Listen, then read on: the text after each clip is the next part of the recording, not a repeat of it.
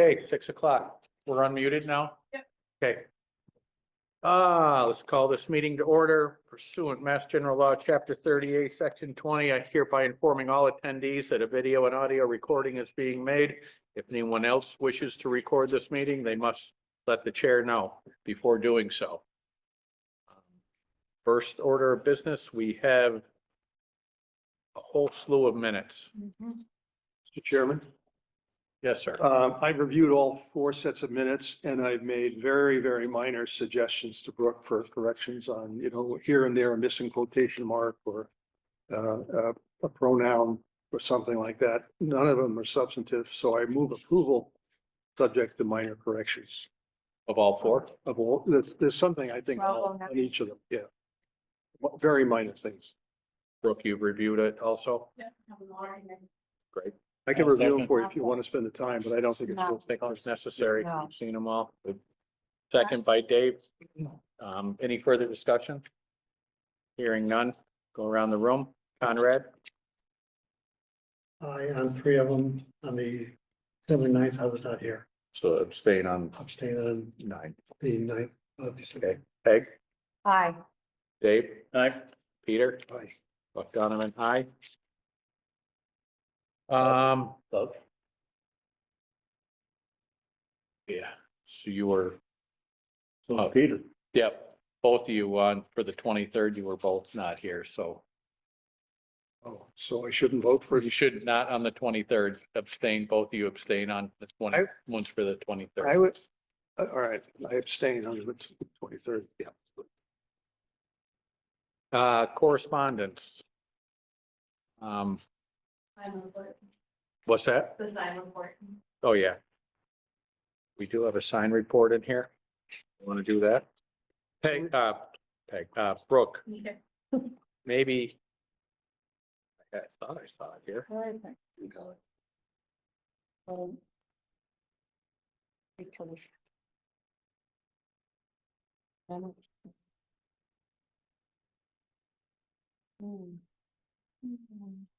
Yeah.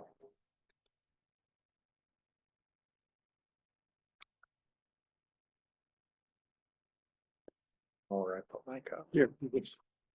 Okay.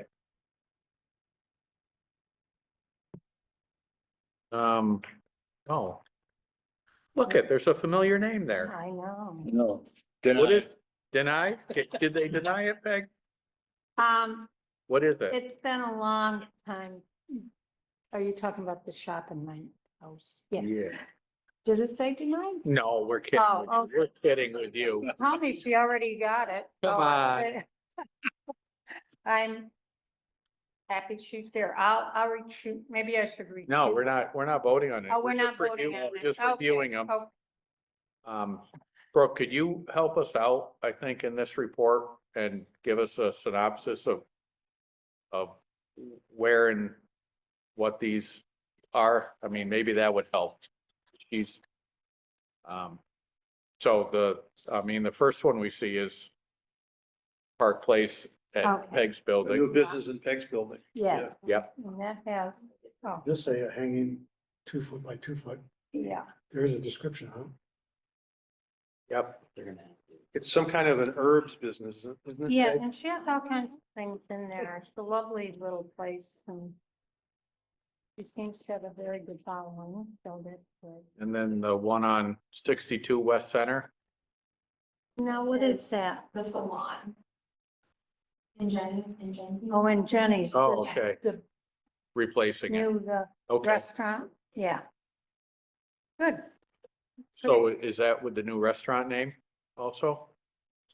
I don't know if it's a new restaurant or not, it was just replacing their current sign. Okay, so they'll probably, all right. Nice to know what's going on in town. Sometimes it is. A little bit more about. Also, there's been a lot of scuttlebutt about the Verizon trailer, Oh, I guess. yeah. So it's like, is that gonna be there forever? It's like, no. All right. Well, Can I tell you an event? Under correspondence, I made a point of calling up the lawyer for the agency that issued the ADU rule and had a very nice chat with him. He was very helpful. I don't know if you remember, but we made 3 or 4 comments about 2 provisions of the impending regulation. The first comment was basically your definition of an ADU is a mess. It's got all these regulatory provisions in it. And we said, just simplify it. Just say what an ADU is. Don't talk about how it's regulated. They didn't take our advice. And he gave a very good reason for that to me. The reason is that they copied the statute and that all that clutter was put in by the legislature, not by them. So there was nothing they could do about it. Gotcha. And the other one was, we had several areas where we said, when you're defining a single family residential district, don't include all of the stuff at the end of the definition that began with single family available by special permit, single family available by variance, single family available by any other means. Those were all things that we criticized. They took the last 2 off. So that was a kind of a victory for us. The thing they didn't take off was special permit. But once again, he gave what I thought was a very convincing reason why they did what they did. Our argument was, or my argument that you adopted, was that we have only one area where single family is available by special permit. That's the industrial district. And there can be a lot of conflicts between residential and industrial uses. And so it's quite appropriate to have a special permit, but it's not appropriate if somebody has a residence by special permit to have them have the freedom to put an ADU anywhere they want with, possibly trucks driving around and sound at night and lights. And he said, yeah, you got a good point. But he said, your zoning is not like most of the towns in Eastern Massachusetts. In many places in Eastern Mass, especially on the Cape, they have almost no by right single family building, and everything is by special permit practically. And so if they took our advice, they would not have seen any ADUs basically on the Cape Cod area. So our zoning is atypical and our problem is real, but small.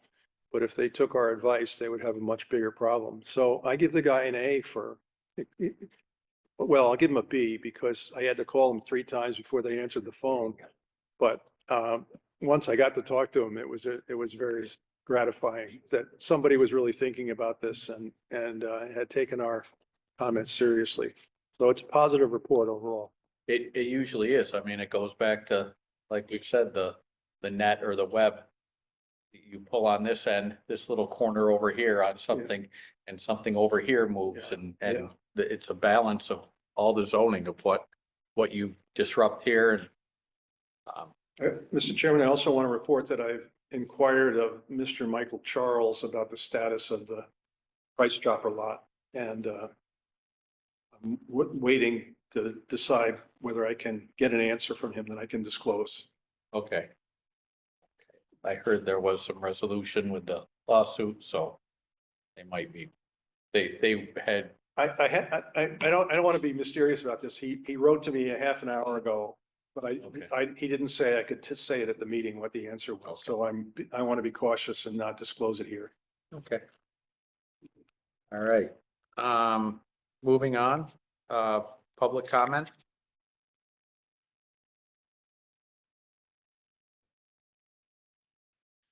How we doing, Kathy? We're doing okay, it's just too cold out there.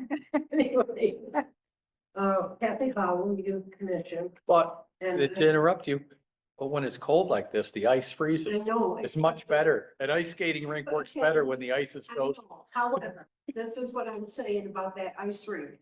It is so bumpy because of all the snow. It's very difficult to coordinate. She wants the everything. Zamboni. Only if we can drive it. We take turns driving it, okay? Come on. Okay, now I want the DPW Oh. and you in particular, because you brought it up. They should go down there and they should be cleaning that ice every day and then coordinate with the fire department and get it sprayed and all that with more water. And then we can skate. How about volunteers? Volunteers. The volunteers are wonderful. Thank you. Thank you, Dave. No, the volunteers are wonderful. They do go down. They try to, clear the area and all that, but it's so bumpy. And then we get more snowfall, then they go back down and clear the ice, and then there's still more snow, and there's still gonna be snow this weekend. So we're just asking people to please just stay off the ice until we can maintain it to a level where it's gonna be safe and pleasurable to skate. But it's still cold out there. So dress warmly, just like the skiers do, put your layers on and have fun. Thank you. Yeah. Thanks a lot. Thank you, Kathy.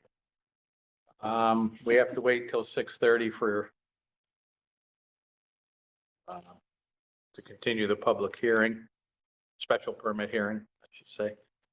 How let's- long is it? You have a.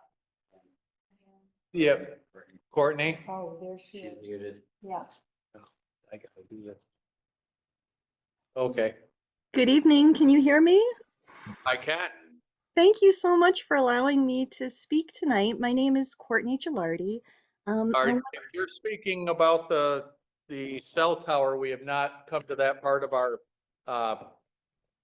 agenda yet. That'll begin at 6:30. Absolutely. I heard you mention that. Thank you. I just wanted to make sure that you each received a copy of the email that I sent earlier in the day. We did.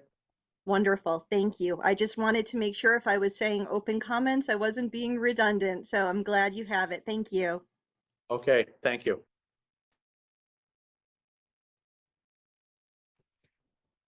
How long's the planner gonna be? I know. How long's your planning report? Make it last 20 minutes. Last 20 minutes. Or less? To make it last less, Go ahead. well, I wanted to have some discussion, and I might save some of it for when we're talking about editing our bylaws, some suggestions I've looked over, including discussing more of the potential of having a mill redevelopment bylaw in a section. I've been doing a lot of work on brownfields, and I will be the member representing Lee for the Berkshire brownfields. So definitely the mill redevelopment bylaw, potential of having a mill redevelopment bylaw, something that was discussed in my meetings with developers and as well as BRPC too. And I found a couple other towns I'll be happy to send out. They're not exactly like these, so I'm not saying we should do exactly what these towns are doing. I believe Ludlow is one of them. They have a large population base, but they did recently redevelop some of their mills, and it's very impressive. If you all haven't seen the new Ludlow mills, I would suggest to head out there or Google it. It's a great area. I also had a meeting with, very briefly, Kathy DeVarens from the Chamber of Commerce. I also just do want to let you all know that she is stepping down as director, and they are looking to hire somebody. So if you do know anybody, there is a posting out there. She'll be, I believe, and through the spring. And if you have any questions, she's more than happy to answer those questions. I had a great meeting with her, discussing going over some goals. I had a great meeting with Laura Brennan from BRPC regarding economic goals in Lee as well. And I did complete the Match Trails grant recently for the design of an ADA accessible portion of trail on Stockbridge Road. So fingers crossed we hear back from that soon. I also still have not heard back from the Compact IT grant about all the file scanning that I did also submit. I'm working on. Can I ask you a question about what are we asking the grant about the trails to do? What do we Design. want them to pay for? We want them to design, give us money to design an ADA accessible portion that basically goes from Stockbridge Road and down to Via Maria through the hayfields. Essentially, it's going, ideally, what I have pictured in my mind, and again, design will further weed out what this will actually look like, but it will be something along the lines of a mowed path with a compressed, maybe some gravel, in the middle of the first hayfield as you're coming down Stockbridge Road, in the area where we just recently did the land swap with the barn. That first hayfield there, going through the middle of it, and then heading down towards the Via Marias through second hayfield, Via Maria, Via Franco, Via Bondi. really, my goal for this is not only to be ADA accessible and to allow everyone in our community to be able to experience the outdoors. I feel like that's really important. But also, this is a great opportunity to educate our residents about the importance of early successional habitat in grassland species, which is one of the rarest types of ecosystems in Massachusetts. So having a hayfield that we can even still hay at the end of every year, at the end of every growing season, so late fall, mid to late fall ideally, will allow us to still experience those really awesome species that we don't see very often, also have educational signage, and let it be ADA accessible. So that way everyone can experience it, and it's not just people that you know, are not suffering from disabilities or other ailments. So Thank you. yeah, it's a design portion of it. It's not the construction yet. Hopefully, if we get the design next year, we can work on the construction. Can I ask you a couple of questions? Of course. Since the trail's coming in first, are we leaving in consideration what's coming next? You know, I mean, I don't want to see the trail run down the middle of the hayfield and kind of limit access to anything else that might be coming.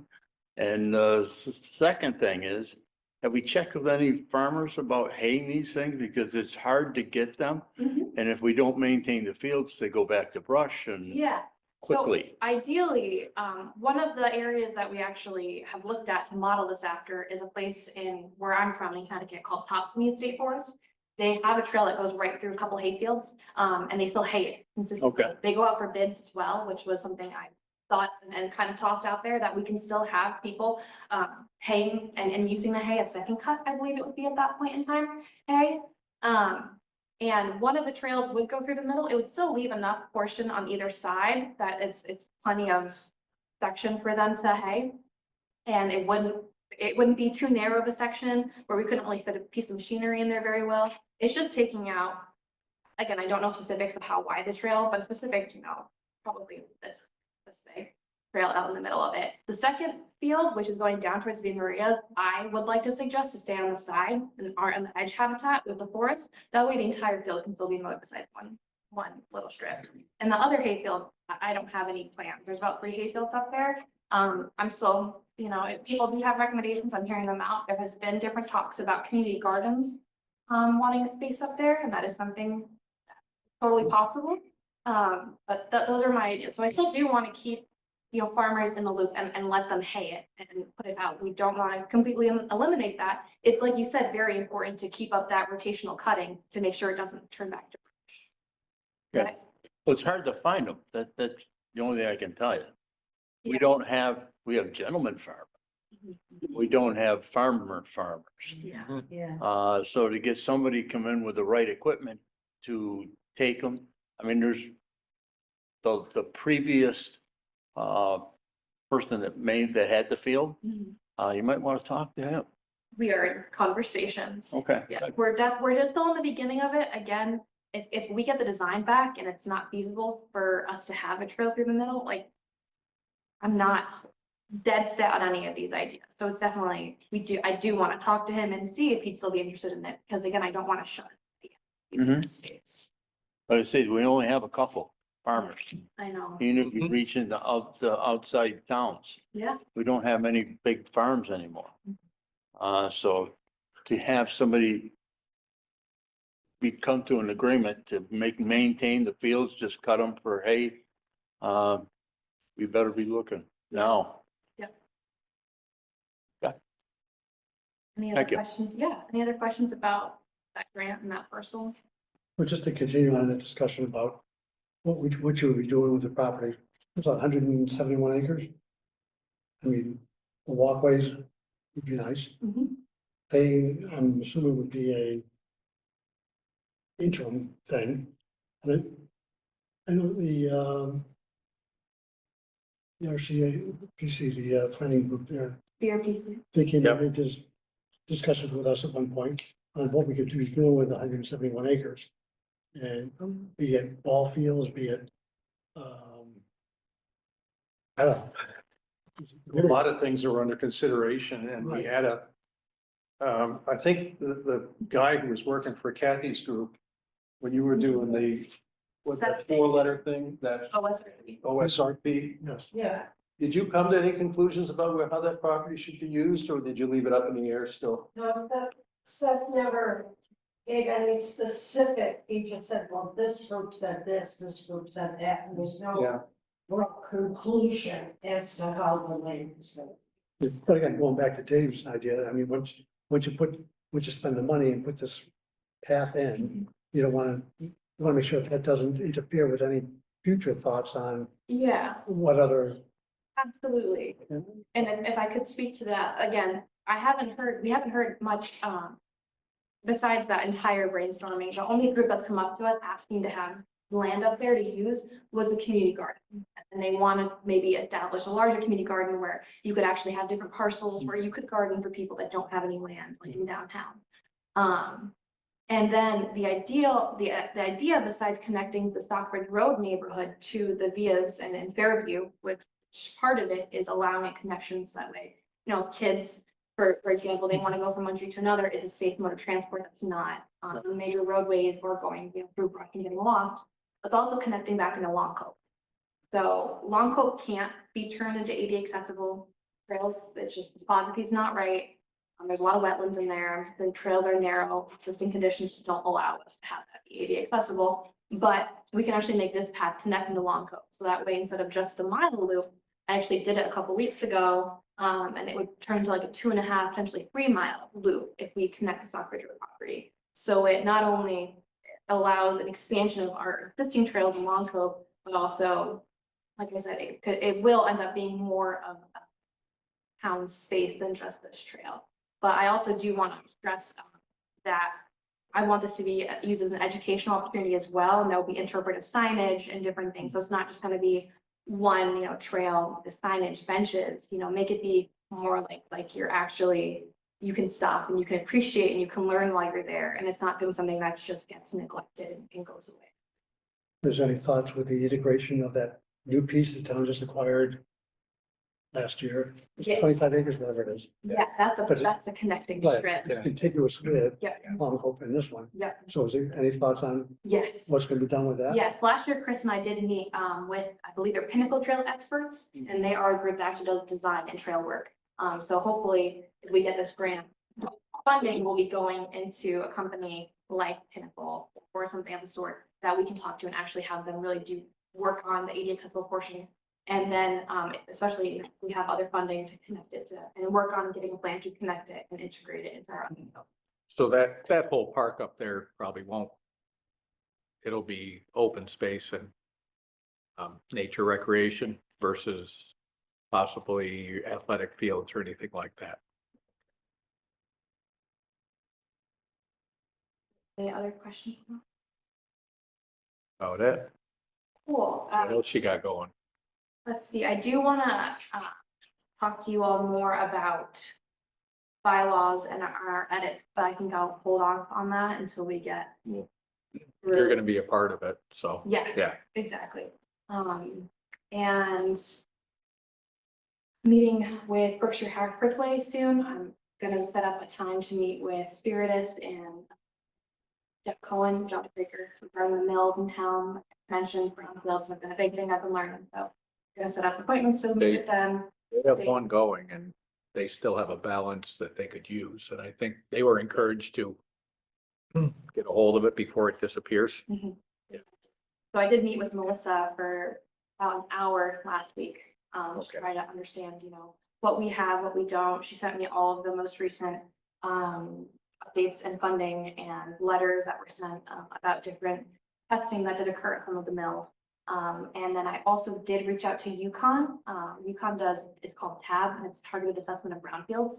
They actually did this program for free where they will help you create an inventory of all brownfields that you have in town. So hopefully we'll be on the schedule for the summer where they actually come out here and help assess. And that way we can understand how many brownfields we have in the town, what funding we can get with that. If there's EPA funds, if there's state funds, FEMA funds, things like that. Again, it's up in the air what funding will be available, especially from the federal government. But the state also does have some restoration and restorative environmental grants as well.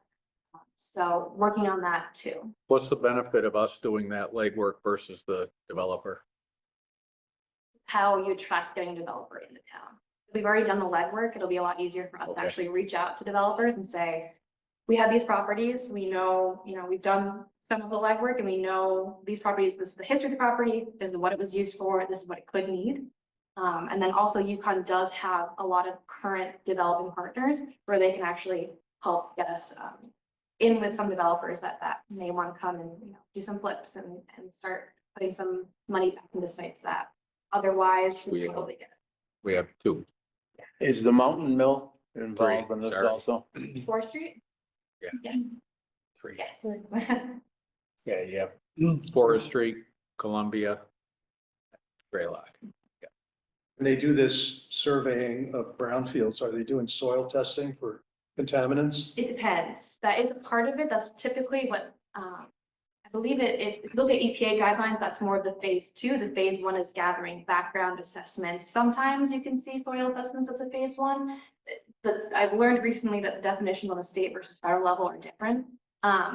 However, it also depends if we're given access by private property owners, like the Forest Street Mill, we wouldn't have a problem getting into that. Town owns it. But other privately owned areas in town, we have to get their permission, and some owners may be hesitant to let us on because you might be finding things that be more of a headache to take care of in an essence. I can also say just besides the mills that we have in town, for example, there was a property in School Street that was actually in the super fund. It was just a house that had an oil and fuel spill in the basement. Right. So this target assessment of brownfields will also be able to establish what brownfields we may have in town that we might not think of when we think of. Hasn't that been cleaned up? It has. It's completely cleaned up. We don't have to worry about that anymore, but there could be more properties like that in town that we just don't know of. Well, Forest Street, as you said, it's easily available. Where the most contamination is not. You gotta Those- cross the those- brook those ponds, or right? you come through the mall. Mhm. I just mean that we can give them the okay to go on that property. We don't have So to the ask. town somebody owns else. that now? Yeah. Yep, Took it by back taxes? yeah. Another wise move. Lagoons and everything? Oh, yeah, that's what I'm talking about. We have 20 acres. But there's another all 200 the behind PFAS. it that are currently in land court as well. I mean, it's got a dump and it's got lagoons with it. Well, those are stabilized. No. Somewhat. And So what? Geez, you really make me feel good about it. It's somewhat stabilized. Okay. definitely Well, from what they were, yeah. Yeah. areas like that in town are areas that I definitely want to, get some people out here and get us helping ASAP because we can Yes. do the cleanup. I think that one is probably, since the town does own it, would be a major concentration. Yes. So, That Yeah. was heavily in our conversations, both with UConn for me and Melissa Provencher from BRPC. Yeah. We focus on that. I'm working with our collector, Jen, to get all of our documents that we've had going in land court regarding these properties and trying to get all of our history with it because Melissa did do a lot of work already in 2019 and 2020 and 2021 regarding the Forest Street Mill property as well. So we do have some history with that. We have a place that's starting place that we can, jump off from. But kind of getting the ball rolling in that again. So I am going to be involved in the Berkshire Brownfield. Did commit today to being on the committee. So I'll definitely make sure that, we are an active member because we weren't, as far as I know, we haven't been in the last few years. the problem with the brownfields is a revolving loan account. Yeah. It's not a grant, so, Definitely, it'll be nice to just know what's but going on. not all pay it back. Yeah. So I've seen that. Yeah, So I will stop that portion and then I'll pick back up. All right. other things. and here I think we're 1 minute away from cell tower talk.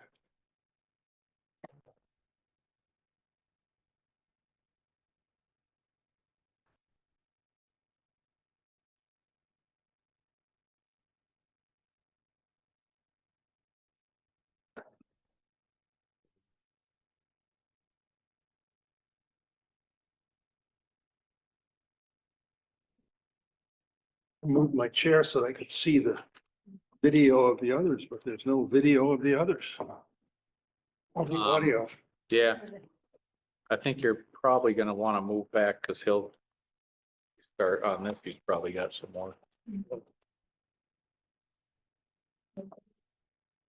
Okay, Have you over here? yeah, I think you'll want it.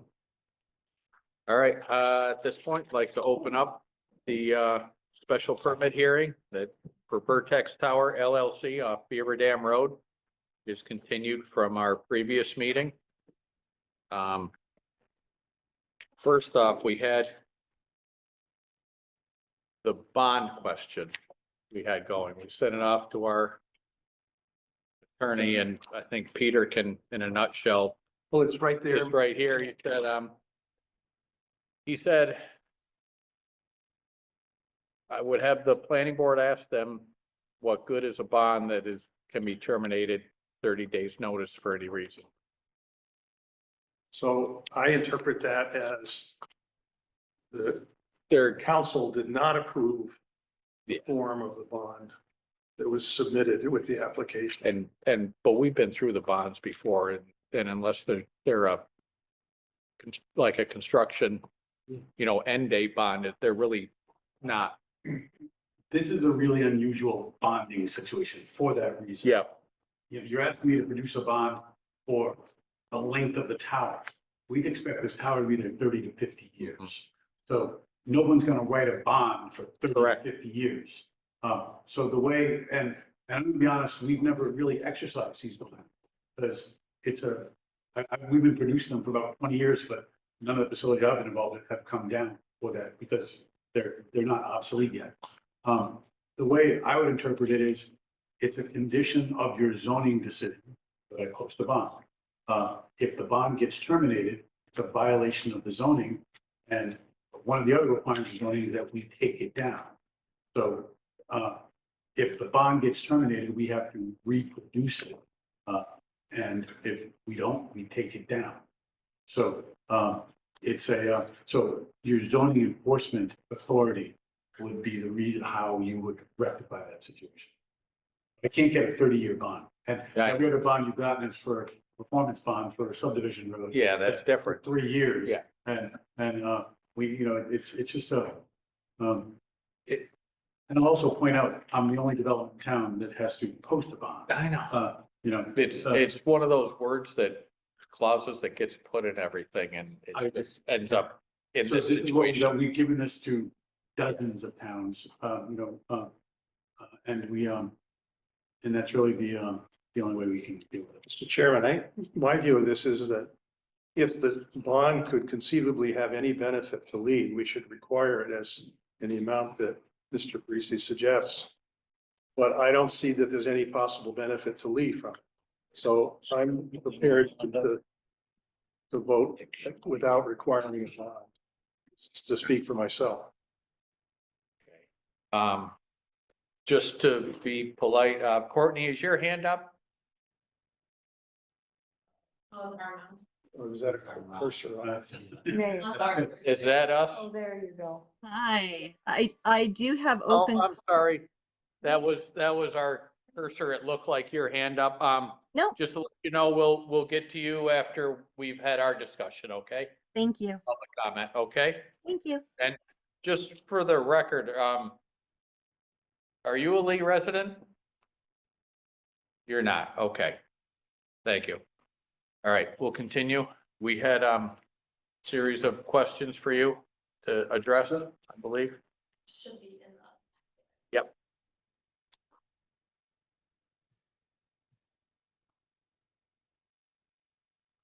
I got it. Yeah.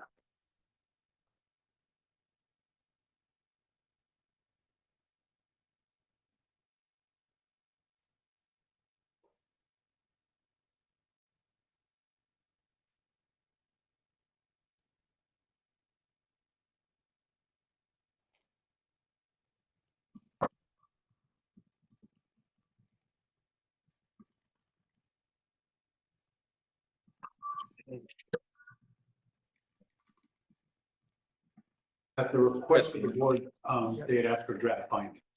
And it was actually easy for me because we'd already taken the zoning bylaw and put it in Word document.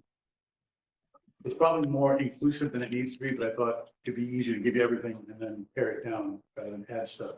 But, and, there's certain findings that you have to make in order to grant a special permit.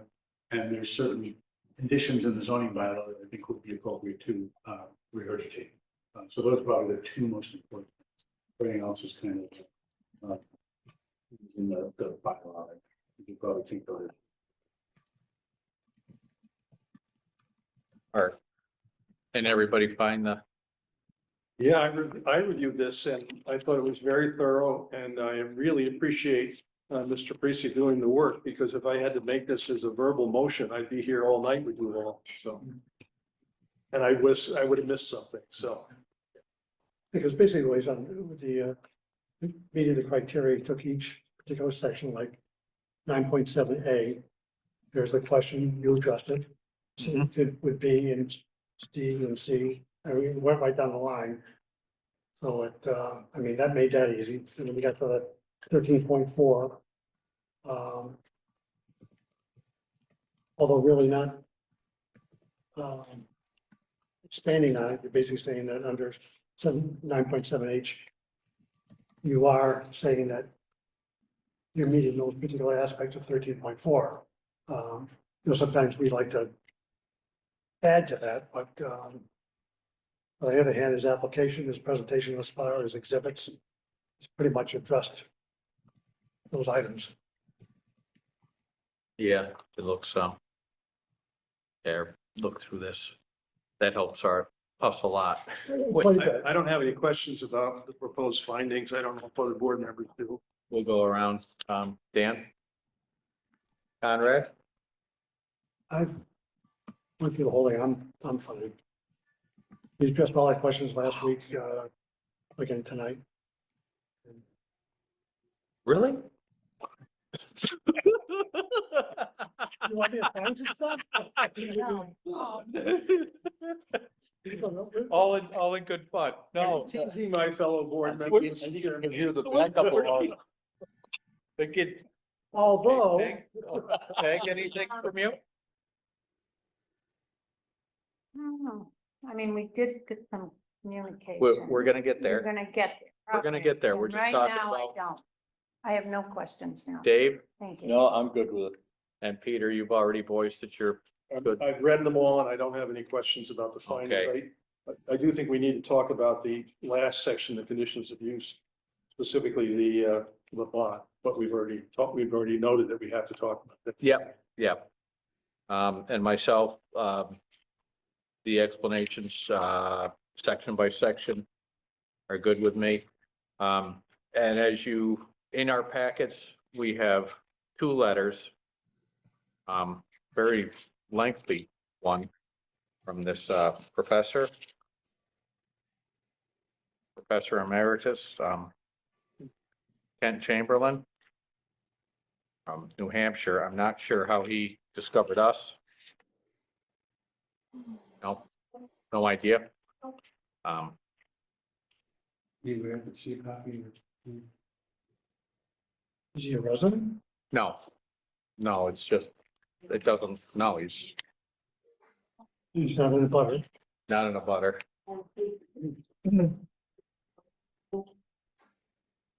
And also we have correspondence from Courtney Gilardi, who also is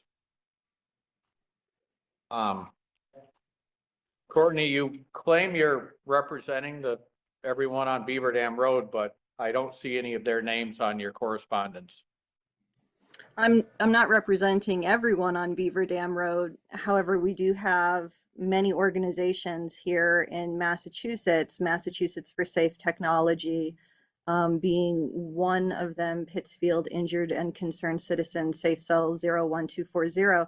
There are several different chapters, and several residents on Beaver Dam Road did reach out to these chapters for more information about cell towers. And so these were questions. Here's the issue we have is usually our comments are restricted to town residents. And without really you representing a town resident, I'm not, It's a question standing. yeah. I Mr. Chair, understand. We'll give her some, we'll give you some time, but, Oh, thank you. I please appreciate, make it brief. I absolutely will. Do I have 3 minutes?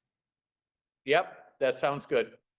Thank you. I will only take 3 minutes of your time this evening. Esteemed planning board members, my name, as you know, is Courtney Gilardi, and I thank you for allowing me to speak tonight.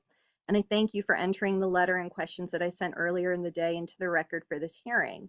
I was a resident of 17 Alma Street in Pittsfield, and now I'm a resident of Lenox, as I was one of the 19 people injured and displaced when a Verizon cell tower started transmitting in my neighborhood.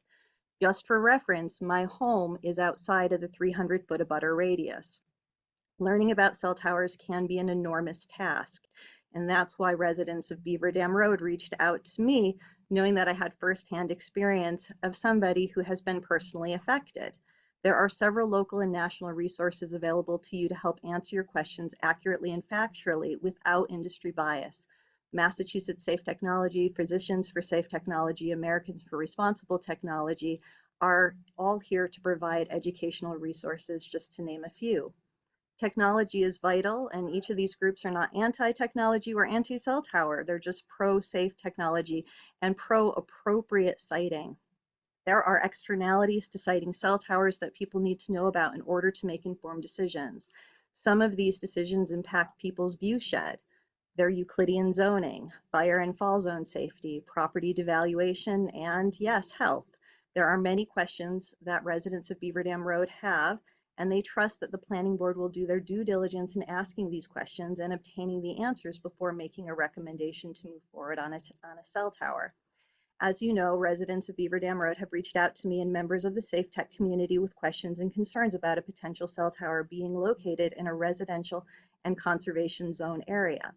Lee is a beautiful town, and people have bought on Beaver Dam Road for the rural beauty and having an industrial structure on 100 with a 125 or 150-foot cell tower that can hold multiple cellular antennas is not compatible with the existing zoning and excludes such industrial and commercial structures on this land.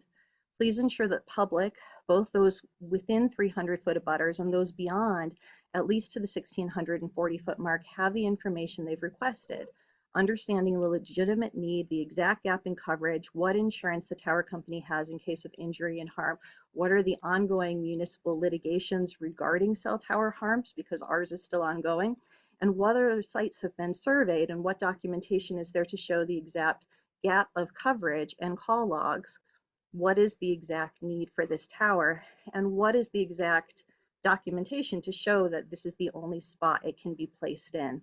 If this tower is going to be standing near homes for 30 to 50 years, Beaver Dam Road residents need to have the planning board's consideration of Euclidean zoning, which is a separate and distinct use of zones for separate and distinct uses of property.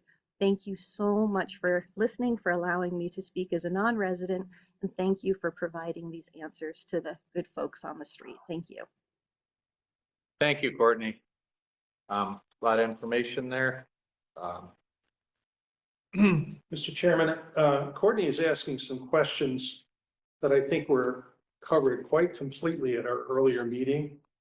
I think so too. Such as what Yeah. alternatives, lots were looked into. I wonder if we could ask Mr. Parisi just to spend a minute summarizing his research about alternative locations. Yeah, I know you did this once, but for the benefit of the audience tonight. In the record. Yep. We had submitted an affidavit, a lot of maps that we went through at the last meeting, but given the existing infrastructure, there's a tower in Beckett, there's a tower in Lee behind the Health Mall, and we're kind of trying to fill a gap in between there. In addition, the area that we're in is heavily restricted by conservation restrictions. And we have provided a map. So there's really only a finite number of lots that we could even look at. Your zoning bylaw imposes setback requirements. Your zoning bylaw has visibility type or subjective type standards. And so we were really conflicted with, or not conflicted, but restricted in where we could go. And we found the only lot. We also, simply because we want to go there, doesn't necessarily mean that we can go there. We have to find a willing landlord. And in this particular case, we found a land on whose land is already bifurcated by a power line. So it's already utilized for a utility type use. So, we really do believe that this is the only alternative to satisfy the coverage objective that meets all the requirements of the zoning bylaw. So we didn't have to go to the zoning board for variances or anything like that. And we think it's a very appropriate location for the service. So. Thank you. So in essence, in question 1 and 2, the application material that you submitted, the testimony that you presented 2 weeks ago here, the questions that we asked about these various sections, you addressed those. Yep. In documentation and in testimony. We asked for some additional information. You did provide it already. So it's not like we haven't gone through all this. We have gone through this in much detail. And the applicant has provided in plan and in verse, addressed question 1 and 2. Yep. Quite adequately, I believe. And Mr. Chairman, I think the slideshow that we saw last meeting, is that available to those people here tonight if they want to look on our website, Brooke? It's not on our website. It will be in our minutes. Okay. So But if, I'm happy to send them out to people if they reach out. If they have reached out with it as well. so Courtney can contact you if she wants to see that slideshow. Okay, thank you. Okay, so it leaves probably the bond issue. Yeah, I'm not absolutely sure that there's zero benefit to the town, but there are several things that cause me to not want to see a bond imposed. I mean, it's a price that they're willing to pay because it's required in the bylaw and they've paid it elsewhere, but it seems to me that it's a terrible example of a government requiring a regulation that accomplishes nothing. Why would it accomplish nothing? Because the terms of the bond are vague as to when it requires payout. It has a 30-day cancellation clause at the option of the bond issuer. It is a 1-year bond that we can assume would be renewed, but it isn't certainly going to be renewed. And if it isn't renewed, we would have to go and take some sort of enforcement action to get it renewed. It's to remove. The bond is to cover the costs of removing a cell tower that's on private property, that's practically invisible to everybody else in Lee. And that is going to be in use as a cell tower for the foreseeable future with unless there's a terrible earthquake or a tornado, people are going to be driving on the Mass Pike and using that cell tower for their cell service for that little stretch up by the pond.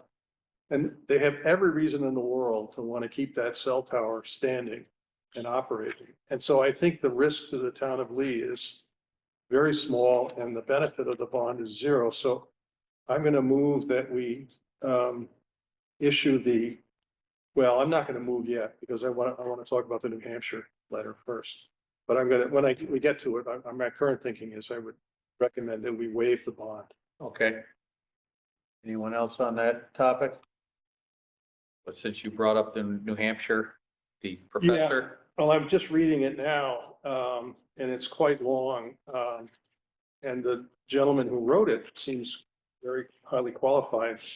But his qualification is not in this project. His qualification seems to be generally with the industry, and he has complaints about a lot of things. He complains about that many of the cell towers are being located near schools. That's not the case here. It's the opposite. He complains that communications are needed in an emergency. And there are reasons why in some circumstances, cell towers aren't the best thing in emergency situations, but it's really not a question of whether, for us, as to whether to have a cell tower or something else. It's whether to have a cell tower or nothing. So I think that criticism is off point. He raises a point that wireless connections are easily hacked. Yes, that's true. But that isn't a reason to not have cell service. people can decide they don't want to use it if they are worried about being hacked. It can be jammed. I don't really foresee the circumstances under which a cell tower on the side of a mountain overlooking the Mass Pike is going to be jammed, but you know, who knows what the future holds. So I haven't finished the letter, Mr. Chairman. Maybe we should take a minute or two to make sure everybody's had a chance to We read can it. do that. We'll That's as far as I've gotten. take a couple minutes to read through this. We just want to say,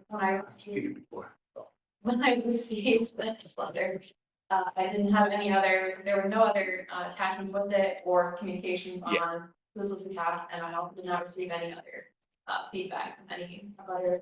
It appears like it's pretty much a boilerplate with a different header on it, so. Peter, can I ask you a question? Yeah, On the bond, so, which is, you know, I tend to agree with you, but when we're talking 30 or 50 years, what's to say a cell tower is still gonna be used in 30 to 50 years?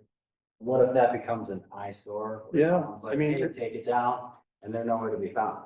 it's possible we'll all be using sat phones, 5 years from now, and we won't need towers, but that's not where the industry is betting, and I can't foresee that. It is possible that at some point it will become obsolete and there will be no longer a need to maintain it and no longer commercial use for it.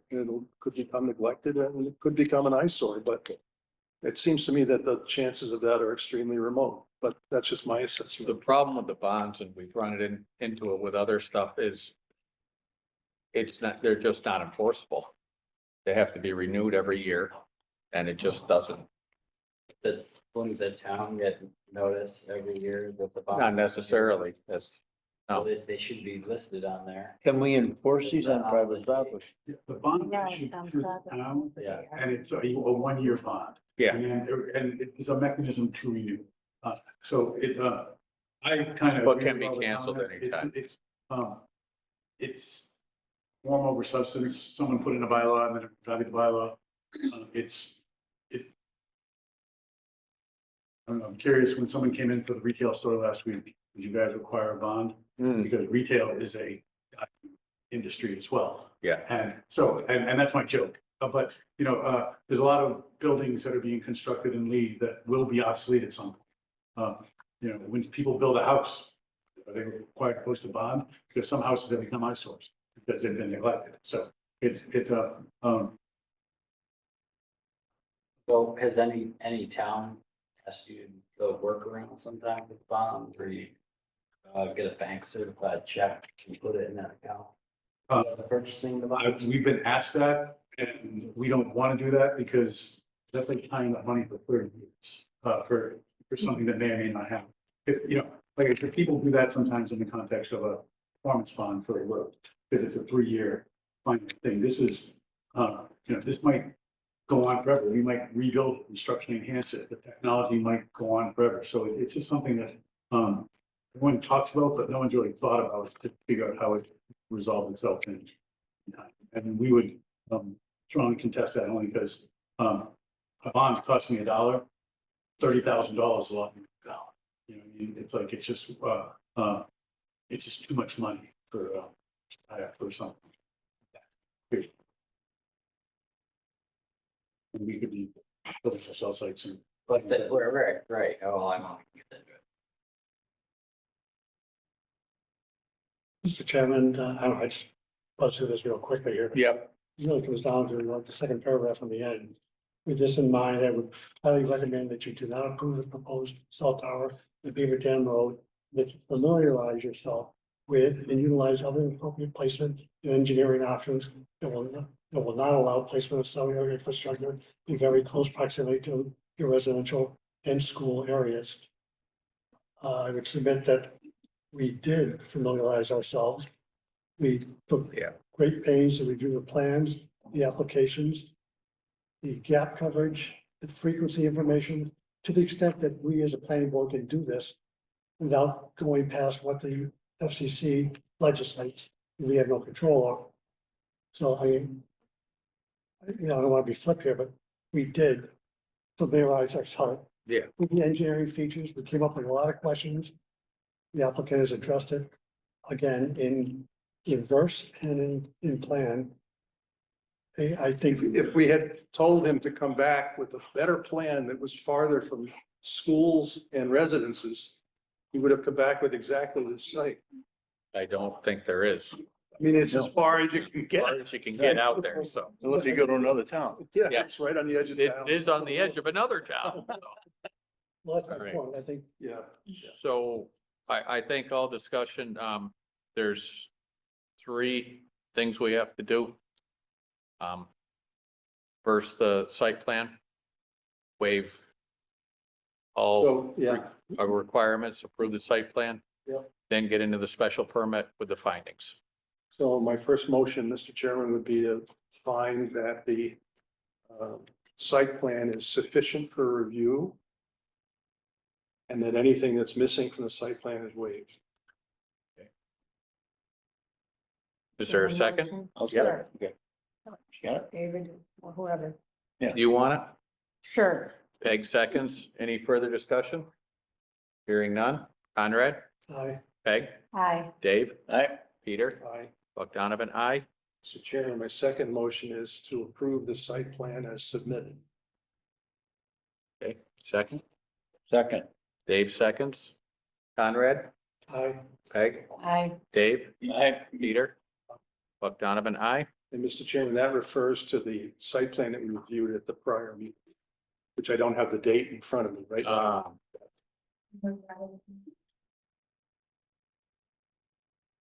you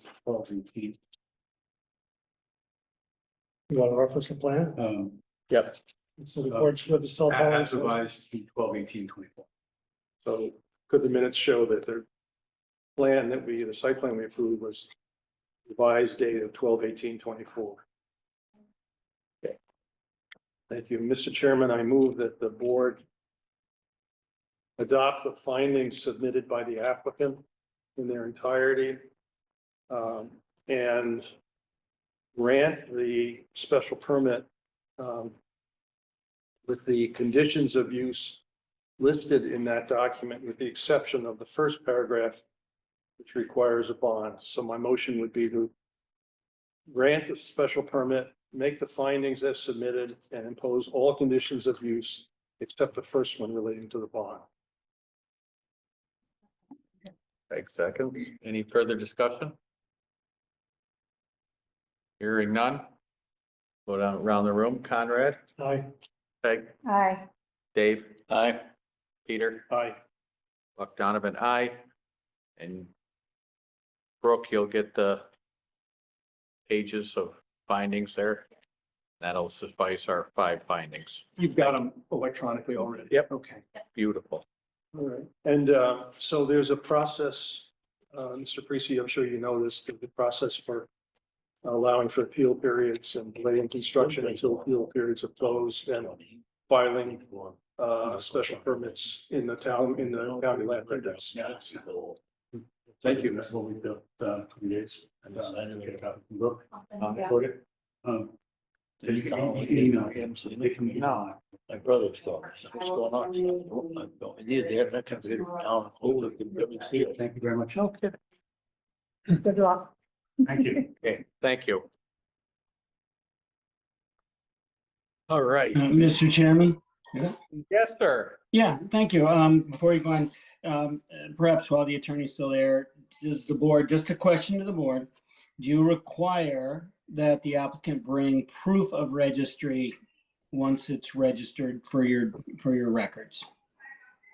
Registry of what? Registry of the special permit at the registry of deeds. They have to register or they have no rights. So once the 20-day appeal period's over, they can take the special permit findings and the motions, all that information, they have to record it at the registry of deeds. And the issue is, would you like to talk to the attorney now to make sure it's clear that for your records, since they have no rights until that's recorded at the registry of deeds, that they in fact bring you back proof of registry? That's just my question for the board to discuss and with the attorney. If he doesn't register it, he doesn't get the right to build it, does he? Exactly, that's why I'm saying, would you like proof of registry in your records? that may or may not, because the building official may be asking for that, Well, but would the yes. board like it for your records? Email a copy of the recorded decision to Brooke for your files. That's Exactly. Okay, That's great. That would do it. Thank you for entertaining you. the question. all right, thank you, sir. Guess I'll stay here. Okay. Take a breath and residential zoning. Does everyone have their existing? Those drafts from a while ago?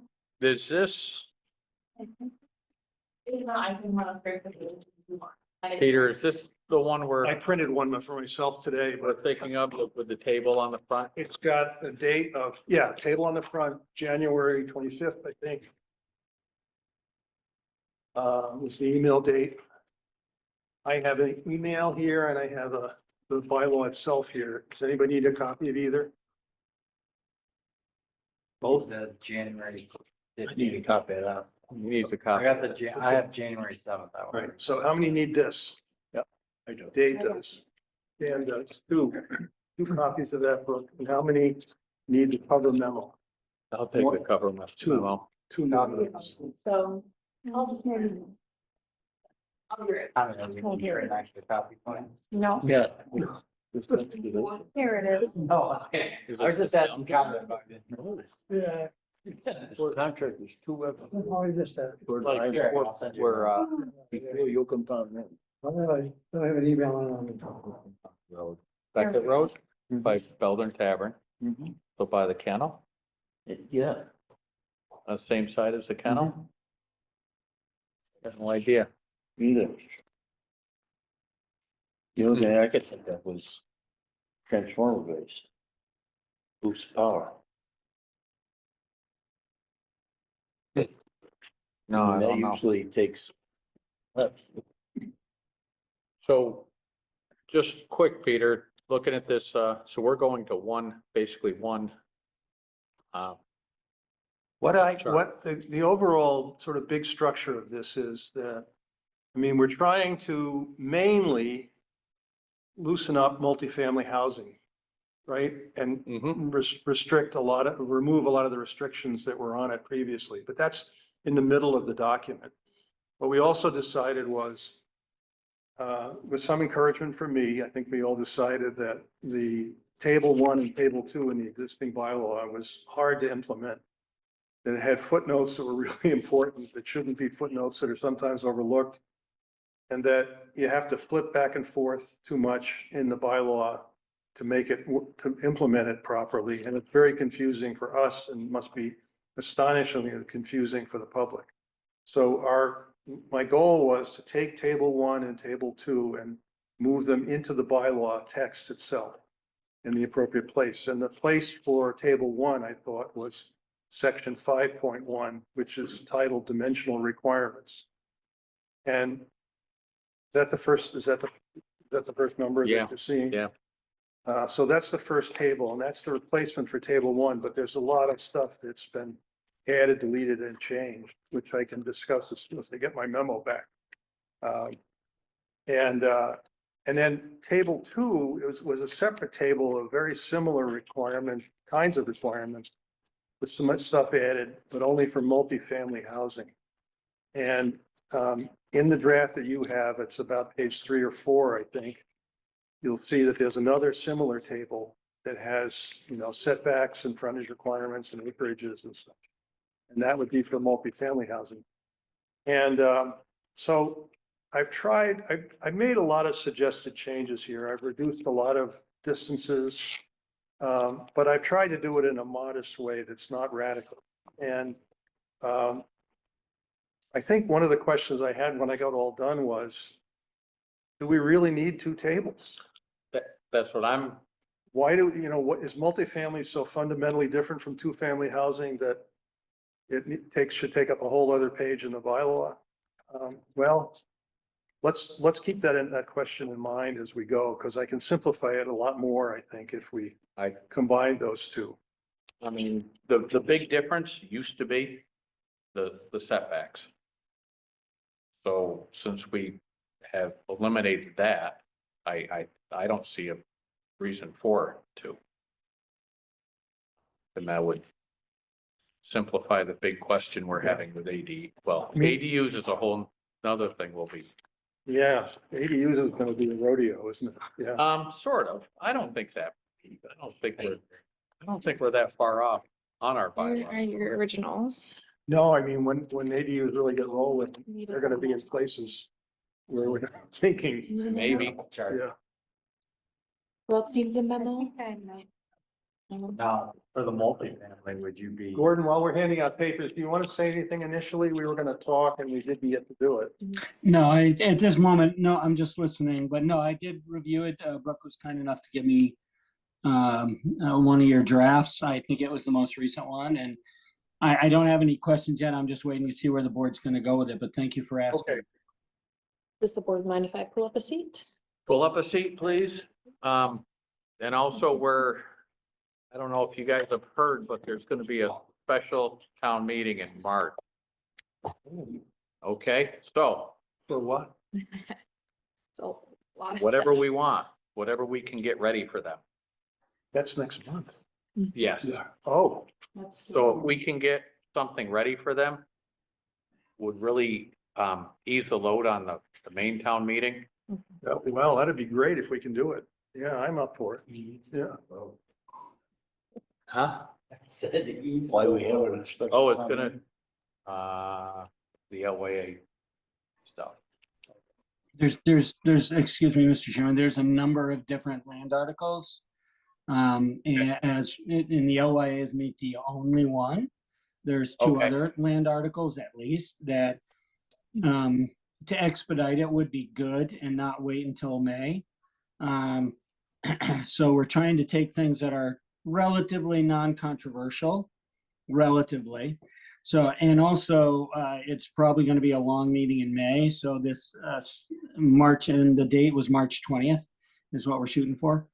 So if there's any way you could do your 2 weeks of advertising, have your public hearing, and then, the public hearing could be that morning. We just needed something from the board after your hearing with a recommendation on any zoning changes. With that, I'll be quiet, but there is more than just LYA that's on the docket, quite a bit more, especially as many zoning things as you can fit in. Would love to do it in a positive meeting, not wait till town meeting. Thank you. Now, We wait, also have to main do, town we meeting. have to do the accessory dwelling unit changes too, but I don't think we can get that ready by March. But that should be non-controversial by the time we get done with it. Yeah. We I have to mean, make the a couple the of state- changes that we have to state is- make. Yeah. It would be great if we could get 3, 4, 5 essentially in zoning articles up, because we do have 10 articles that we were suggesting originally, 9 or 10. You mean in this document? Mhm. Yeah. So if we could get some half, it would be great. That was the idea. I think, we could sever the last few, which are kind of separate ideas, but I think the first bunch ought to go together. Okay, let's get to work. So I'm just going to read this memo to you and wait for you to stop me with quizzical looks or exclamations or gesticulations or whatever you want to do. So 5.1 is the first section. It replaces table 1. It adds, it removes building height, which is a current table column, because the building heights are almost all the same, and I needed the space, so I put it in the text below. Building height is in the text below. Minimum lot size in the CR zone is now 2 acres instead of 3. I've also reduced minimum lot sizes for RB from 40,000 square feet to 30,000 square feet. Everybody okay with that? Yep, we've discussed this. 2-family minimum lot sizes are reduced in R20, R30, CR, and RB. And there's new minimum lot sizes for 2-family in DCBC and CBC. They were blank previously. There's no change to frontage requirements. In RB, I've reduced all 3 setbacks because they were extremely large in my view. In the boards. Yeah, so we probably talked about a lot of this already. Yep. Hopefully. Getting off a bit off track here, but on that, CBC and DBC. Is that supposed to be 8,000 for everything, the minimum size and there's one just 2 and 8? Table? Or is it- In the table- Four eighths there or In the table, if you look on minimum lot size? minimum lot sizes, for CBC and for DCBC, in the second data column, you see 8,000 above in DCBC and 8,000 in CBC. Yeah. Right now,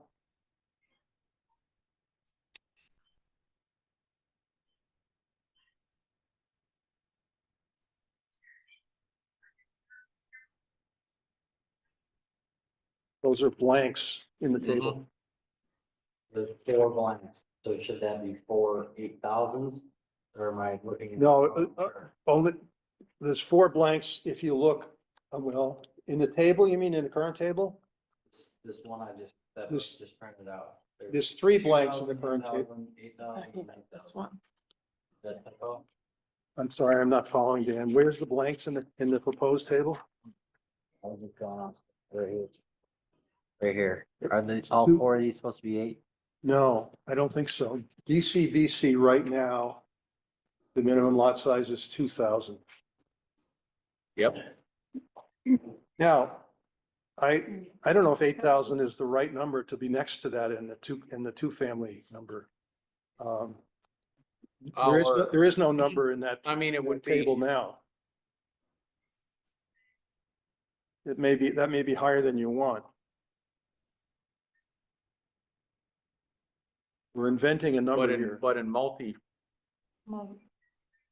dwellings, our current one is 15,000. Our table 2, Oh, yeah, current one yeah, is 15. yeah, that's right. That's why I made it that large. Yeah. Yeah. Good point, Buck. Okay. You all set, Dan? Yeah. So that's where you came up with that. Yeah, because I mean, minimum 2-family lot size is kind of like two or more, what it would be. Well, no, if it's more, it'll be the other, right now in this draft, it'll be the second table in the middle of the document. It'll be multifamily. Yeah. It's 1-family, 2-family and multifamily are the Right. categories. But we're definitely going to talk about whether to combine the tables. There's a new column here called maximum impervious coverage. And I put it in because it showed up in footnotes and scattered around here and there. For 2 or 3 of the zones, there was a maximum non-vegetated coverage was the term. And I used impervious because I think that was what we decided was the better term than non-vegetated. And so in that column, it's inapplicable except in the RM where it's 75%, in the RB 66, in the industrial area 75, in the OPLI 66, and in the PCVC 50. Just to be clear, in any of the residential zones where it has NA, non-applicable, means basically you could pave 100% of the lot. Yes, well, that's what it means. Yeah, yeah. Do we really want that? I think you'd have I don't think I want it, but we have it that way now. And I didn't want to be the guy that walked in with a whole new basket of regulations that don't exist. I don't think it'd be an issue for one, and I think you'd have a problem. It would confuse everybody If we do what? if you put a number to that. But again, hypothetically, you could pave 100% of the lot between building improvements and Right, Impervious. but the only reason you do that would be mainly for a business. It just would not be practical. this is R20 or 30 and 40. Yeah. There's no Those are business residential zones there. and not business zones. correct. So the purpose of paving usually would be for a parking lot. For a business.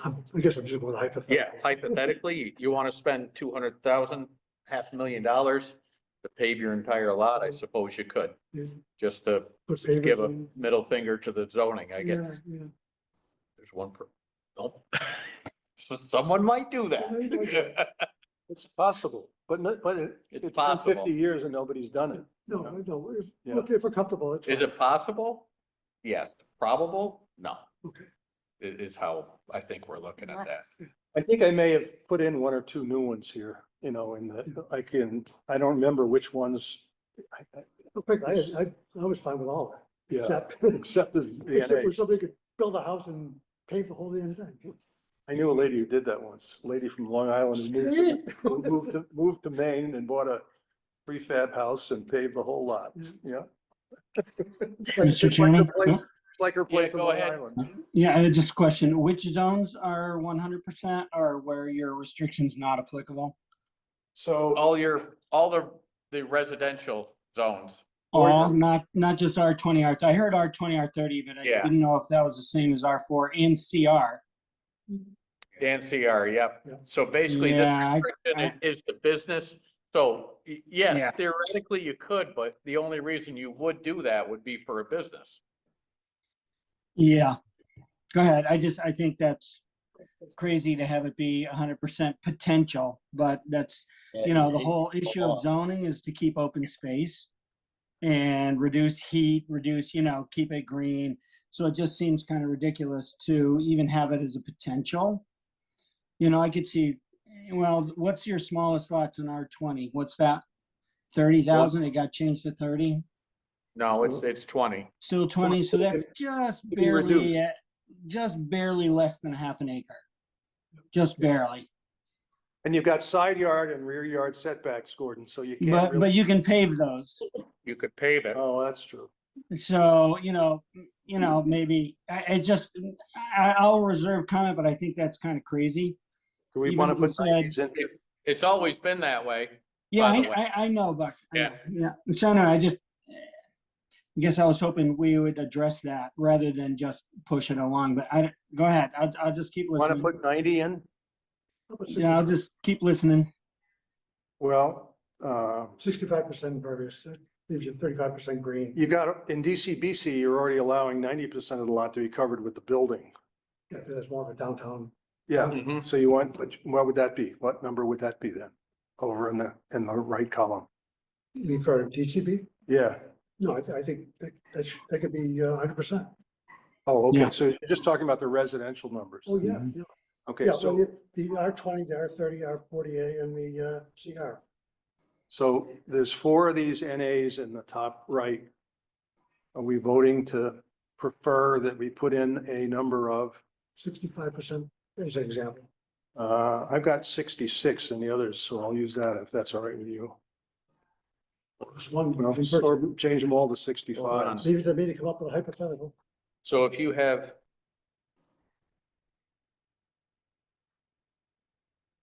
What reduction do we get with water and sewer? Is it 25%? That doesn't have to do, that's the size of the Yeah, it lot. would. It Yeah, would. it's size of the lot. 50% if you have both. 50% if you have both. You could have a 10,000 square foot lot. 6,500 square feet would be your maximum coverage. Right. With 2,000 square No, foot house on it. you only can put a max building coverage is 50%. Right. So you could put so you put a 3,000. Say a 3,000, that'd be a Still big got plenty of house. room for your building, Right. driveway. Then add in your 900 square ADU. Name, yep, and your, Yep. and your See that? 50 by 100 driveway. Yeah, so don't. In your get garage. the fact I was gonna pave my yard. So you're at, a 50 by 100, yeah, Entirely 20. paved and mown grass. a half the 20 lot. by 100 driveway. Or, yeah, 20 by 50 driveway is 1,000 square feet. Your building you described So as a 5. 2,000 square foot house. I think 60 66 should work. I agree. Yeah. Think about it. Just think. So about so our the house. smallest, I'm small, an R20, yep, and I Okay. got a 20 by 50 driveway. 20 by 50, that's 1,000 square feet. Yeah, 1,500 square foot house. Yep, Now I got all the trees that you guys like to see around my Right. property. right, so, Now I'm in the middle of it. I want to pave it. right, And make the basketball court. oh, so but you're at 1,500, you're at 3,500 Yeah. of your lot, you're still 900 square foot ADU. 900 square feet max. Nine- so you're at 3,400, Yeah, okay, out of 10,000, yeah. okay. Plus a sidewalk to the ADU. Yeah, Yeah, that's not where I am. So now you're. nobody's gonna do that. So you say you do another 1,000 square feet for your driveway, you're at 40, say 44 Yeah, now. Okay, you do your basketball court. yeah. Okay, let's keep adding. How big's your basketball court? I don't know. 50 50 by 50? Yeah. He likes to play So that's professional only- ball. Olympic size. You're right at 60, you're right at 66. There you go. We're good. Problem solved. Okay. You Yeah, put they can still 66 in, I think Okay. anybody's gonna be able to do what they want. Exactly. And we'll have a number there to. Okay, to 66%, stop. 4 times. And Actually, then, five, would we put it, oh, yes, correct. and then the NAs at DCBC and at CBC stay put, just as they are. Correct. Okay, They, good. they would theoretically Alright. have All in zero. favor, say aye. I'm willing to work on consensus directions if. Yes. You got that? All I right. got it, I got it. That gives everybody a number. That sound good, Gordon? Sounds good to me. Thank you. All right, subsection B is kind of a repurposed thing. It had a lot of rules in it. Some of them I would propose to delete. Some of them I repurposed. So B1, let me see. What do I need to draw your attention to? Where are we? Below the table, it's still on page 1 of the bylaw. Yep.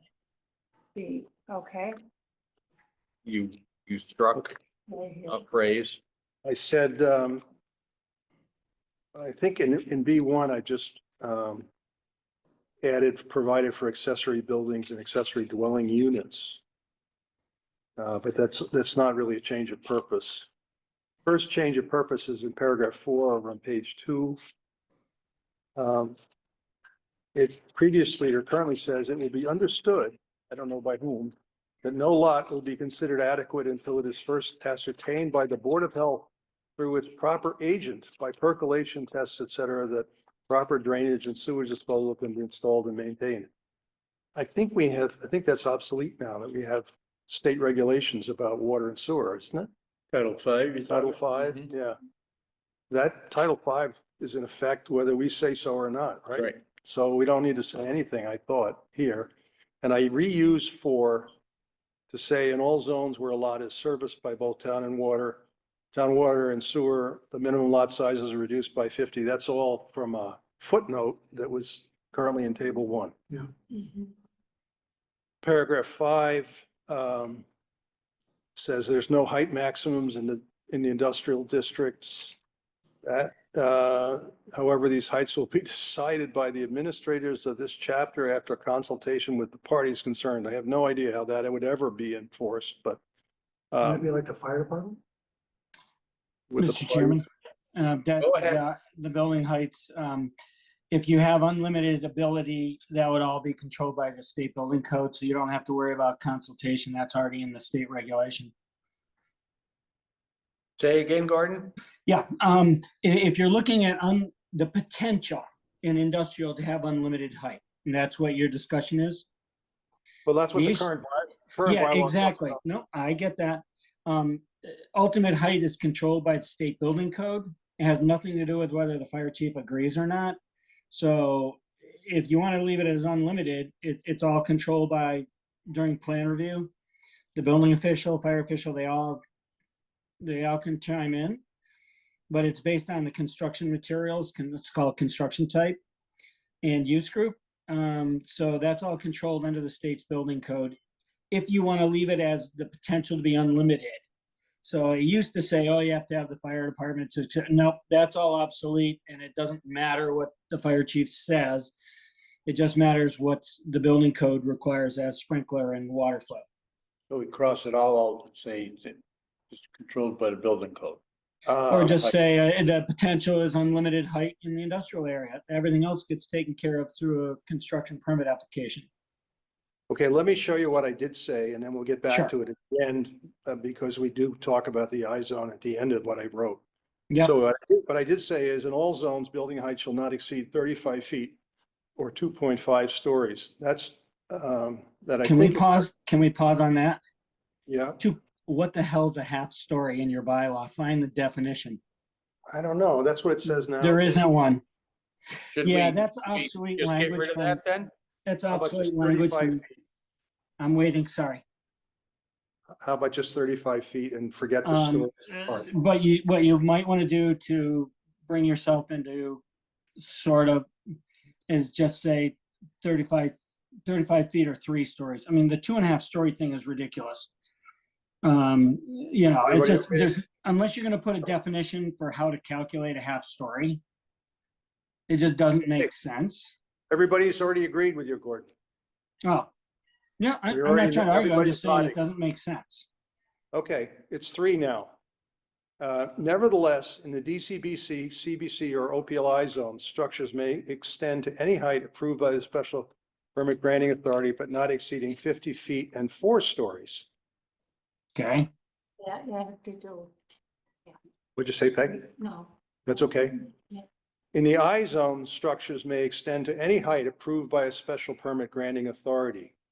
Now, I don't know, in light of what you said a minute ago, Gordon, I don't know if we need to say that sentence. Yeah, the issue is industrial, and look at your industrial map and how high do you want them to be to keep, you know, if you're trying to keep a certain look to the town, or maybe you don't care.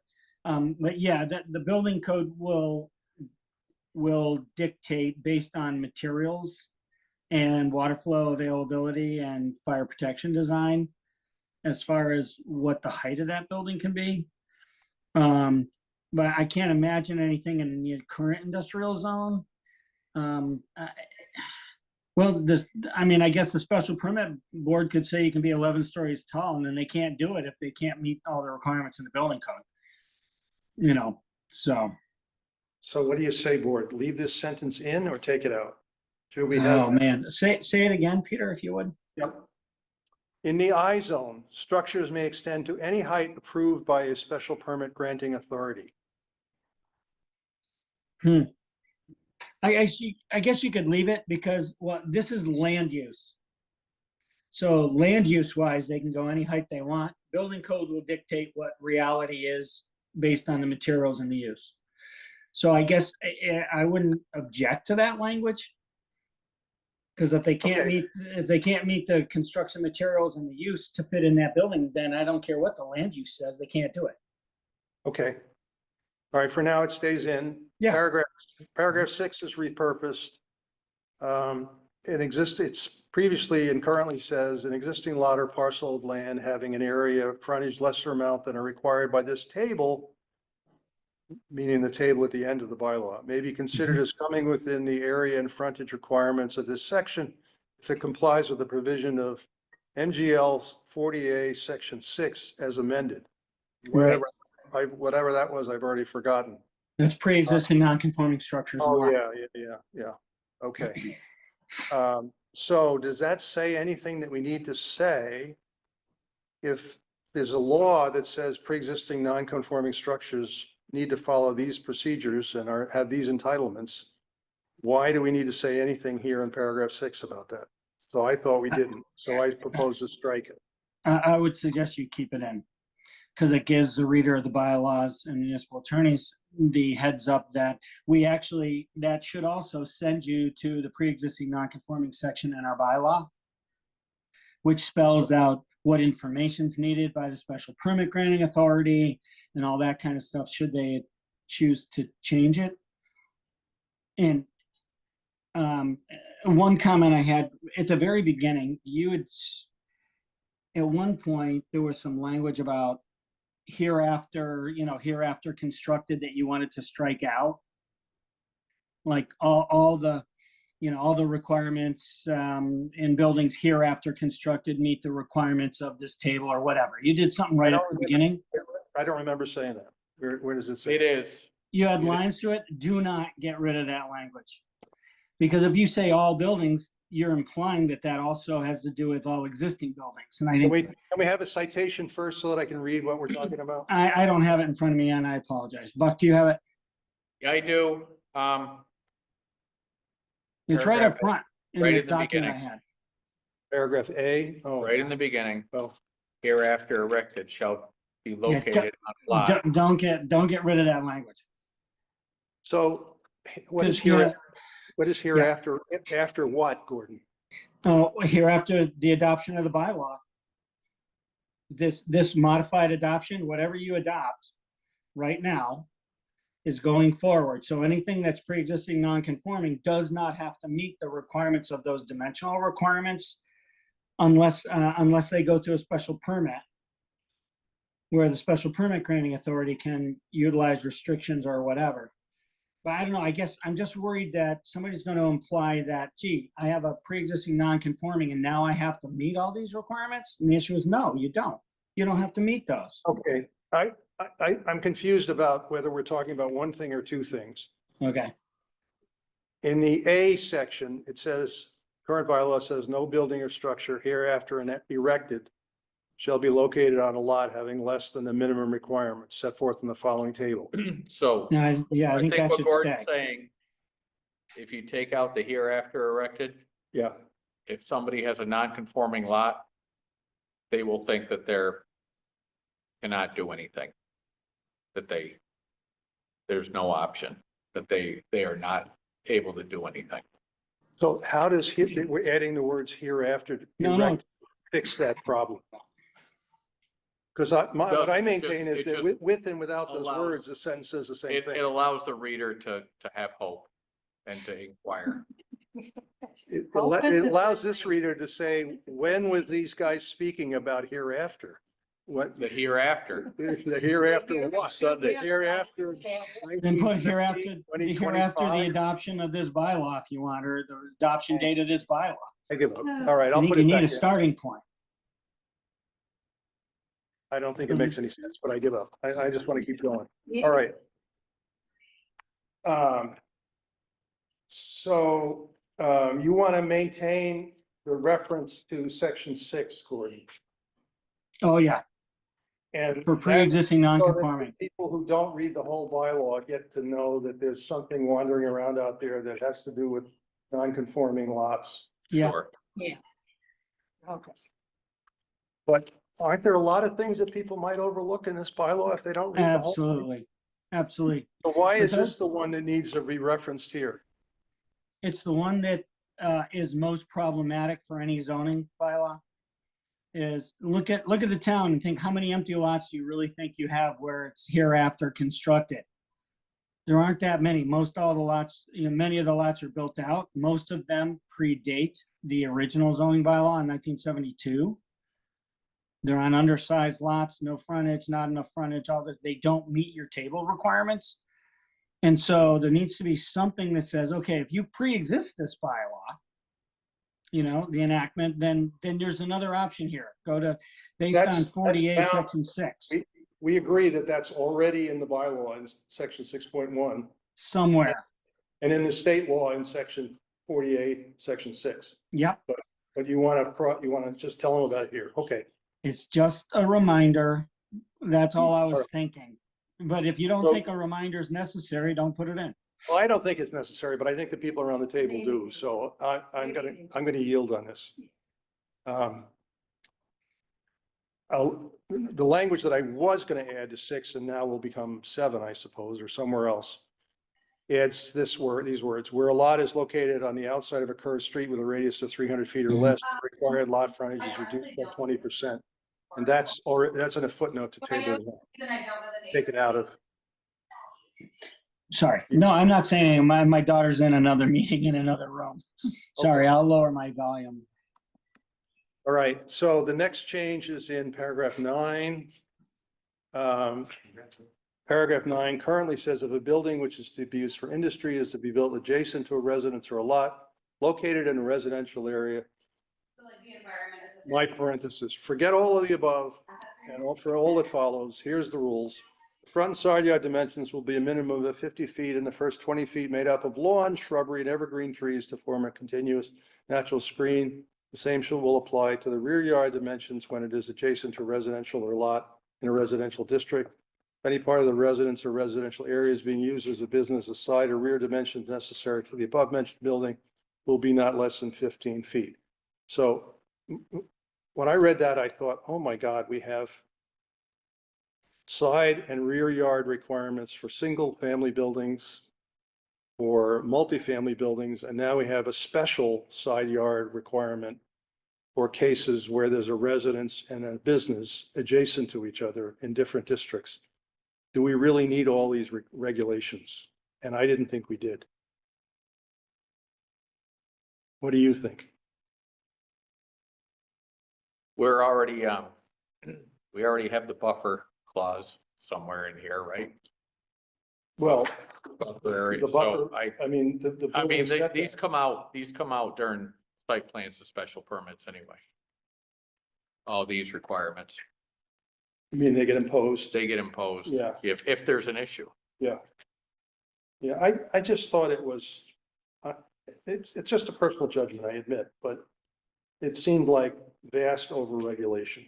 It just, you know, Well, in industry. a lot can of be words for a interpreted. very, very infrequent circumstance. And then industry can be interpreted differently. Yeah, Is industry manufacturing, you know, or is it any business? all right, so what do you think? Should I restore this language that's currently in the bylaw and keep it there, or should I do what I propose here and line it out?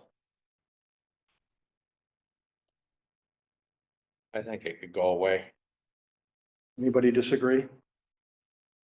All right, I'm gonna leave it as it is then right now until, for the next draft.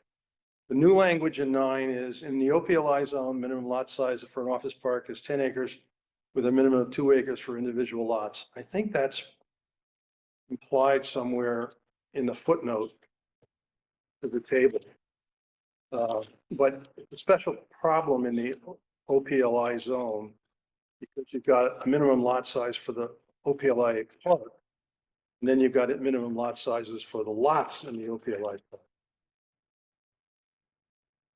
I just a clarification question.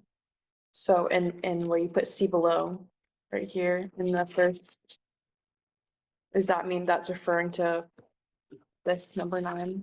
Yeah, Okay. yeah, yeah. Yeah, I think that's clear enough. I think it's I think so, but you could also put C. CB9. Exactly. That way, I can't tell you how many questions I get on the day-to-day asking me what our bylaw means. So, You think this'll, it'll still continue? oh, absolutely. But defining it to the specific sentence would help. Okay. Will do. And then 10 is stricken, proposed. If the building which is to be used for business is to be built on a lot adjacent, oh, this is more of the same stuff. Same reason. Okay, everybody okay? All right, that was a tough sledding, but let me see. I think we're done with that section. Now we're up to proposal 3 and 4, which are the multiple dwelling development, which is really the heart of the proposal here of the whole document. And as before, there's a lot of stuff that's being deleted, impact statements. You've seen, I think, all of these strikeouts before. On page 4 of the document, I have a note. It says Brooke is looking into something. Yeah, so I did review our multiple dwelling codes and our subdivision codes. I think that the question was if it's redundant. I didn't find a definitive word for word copy, but it seemed pretty redundant to me. But then again, I don't think redundancy is always an issue if it's making things clearer and in one concise location. So chapter 241 subdivision of land, code of Lee. That's our subdivision regs, right? Yes, and it is on our website. Okay. Okay. So we'll leave that be. I'll just take out the yellow note. Mm. And in G, I have a deletion of a reference to Article 8, which I don't even know if that's even the right citation, cross citation. Don't think it is. Yeah. So at the I risk- hate to back up, but Okay. basically, in the beginning of this 9.2, all the striking is basically because it's redundant. Once you do a special permit, all of that there anyway. Right. Well, you know, some of this stuff in this required impact statement, That's there anyway. it's there anyway, or it certainly could be brought up, you know, at the time. Along with waiver requirements. But we still would allow for that. I think I put that in at the end. Okay.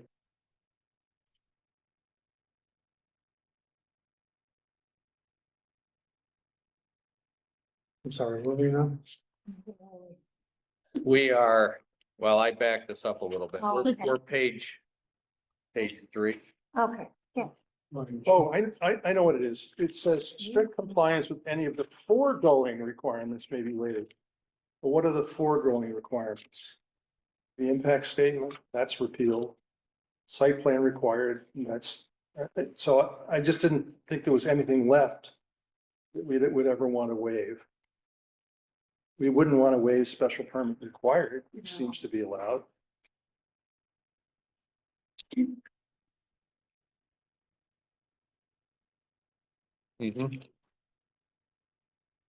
Study it more if you think we should Yeah. reserve that, we will, huh? Okay. All right,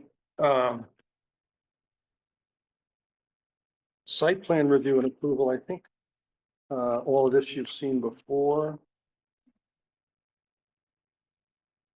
Oh, I'm skipping, all right, am I skipping?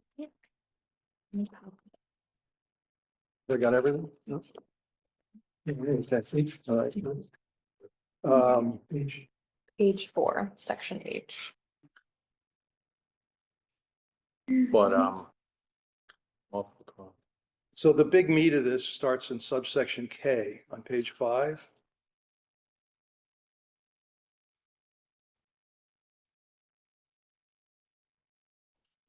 You see a case of select board, select men. Ordinance told me it should be select board. Okay, on K, I put a little lead into the table, which says that for multiple dwellings, start with the table in 5.1, the dimensional requirements in 5.1, except as they're modified below. Now, I think now's the time, Buck, for your big question, which is why can't we combine? why can't we combine them? Yeah. Not really seeing a reason why we can anymore. I think the minimum setbacks, front, side, and rear are larger generally than they are in table 5.1. Has to be different. I don't really think they have to be, personally, I don't think they have to be different, but that's just me. I speaking think as a- that we've been discussing this. To bring them all the same. So in R20, table 5.1, front, side, and rear numbers are 25, 15, and 30. In R20 for this table, it's 30, 15, and 30. So two of them are the same and the front is 5 feet larger. Really, it doesn't really make a difference, I don't think. So Can we tentatively agree that we can just get rid of the 3 columns for setback? And then we can take out the other columns? So you're maintaining 125 for the multifamily and 100 for the other one? But frontage is gonna remain, I'm not talking about frontage, I'm just talking about the second, third, and fourth columns. setback. No, I get that, but if you're gonna incorporate, Oh, you're gonna blend the two. I was gonna Yep. ask you that next, but I mean, I think we could decide to do one thing with the setbacks and another thing with the frontages. So I saw them as potentially separate issues, but maybe we want to just say eliminate both. I don't know, I mean, in one fell swoop. Is that what you're asking, Con? Well, yeah, because basically, it was 5.1. It's 100-foot frontage for that particular type of application. For multifamily, it's gonna be different.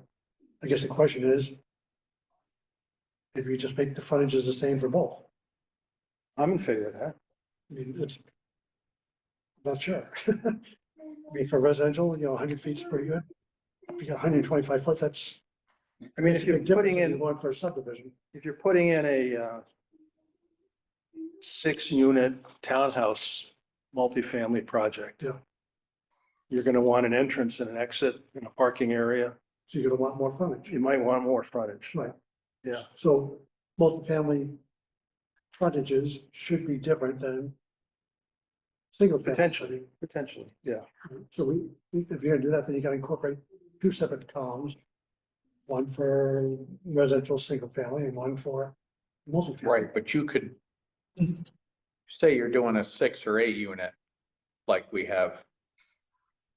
You could go to, you would want that frontage, but if you were doing a 3, you could do the lower standard frontage and still have a lot that works. So go with the lower frontage. I think so. For both And- applications. Yeah, and let the design predict it. Because if you go the other way around with it and make them all 120, all 125, now you have a bunch of single family houses with more frontage than Than we they always need. had. Right. And And then you start talking about a subdivision at 125 linear feet of street, I mean, we actually have a you make it typo. worse. I think there's a typo in here, but since we're doing away with the second table. I think put everything at the first table. All right. See the CR zone? For multiple dwelling, we have it with less frontage. 200 to 150.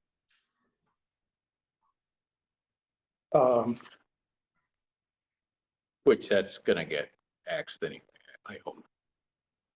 Do you have that email I sent to you from Ryan Dowd? Like a month ago?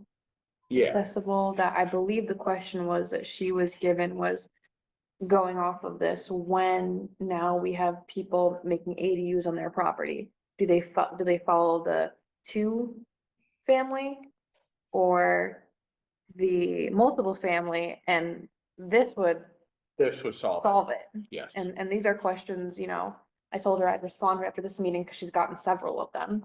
And she's been telling people, well, we're changing the bylaws, so as of right now, it's this, but it might change soon. I think that would, with my 2 cents, that would make things a lot clearer and a lot easier to follow.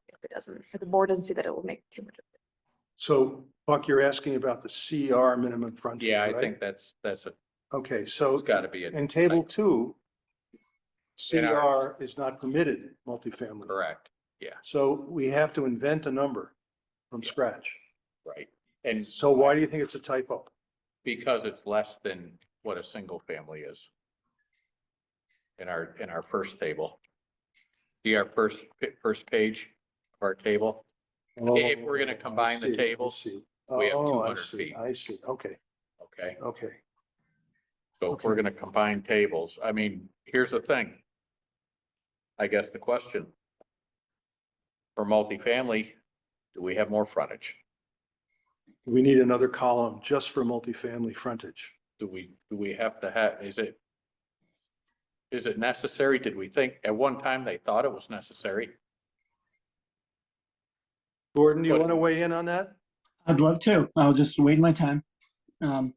Yeah, one thing you may want to consider is to, I'm not real big on footnotes always, but if you're going to blend the tables, if you're going to have multifamily, which should be 3 or more units attached, then you could have a footnote that sends you down to the bottom, either per zone or, all of the R20 through R40 could be footnote A, CR could be footnote B if you wanted it slightly different, but you'd merge them that way and put it in as footnotes instead of a separate table where you're kind of wasting space.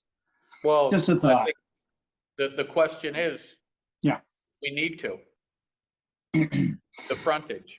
Yeah. I think if you start getting into large numbers, well, know that most of those large numbers could be special permits, but you don't address frontage in a special permit. No, but with the design I think itself. I think your CRs on the whole purpose of conservation or residential units was to keep more open space. So I think that the 200-foot frontage is okay in both, if you were to keep two charts, but if not, keep 200 feet for CR at least for openness. And I don't think you need to add additional frontage for multiple housing, which is 3 or more units. 1 and 2 families not considered multiple family. I think I'm sensing a coalescing on, we're going to combine the tables. There's not going to be separate setbacks for multifamily. The general setbacks will be sufficient. And for frontage, again, just like that, it'll be the same as for 1 and 2. or for 1 or 2, but possibly with a footnote here or there, or a note below if necessary, but I'm not going to write any of those. Okay? Correct. All right. I mean, in R20, I can't see how the 25 feet really matters. Now, maximum dwelling units per lot is the next to last column. Mm-hmm. And I think I can translate that into text. You just add another column? Yeah, well, you see how crowded it is on the first table? Mhm. I did a lot of shoving and rearranging and I may have to make the font smaller if I put more columns in. At least, How about, That would be the only added column, right? how about Maintain the do, same frontage, the same Well- setbacks. how about doing away with?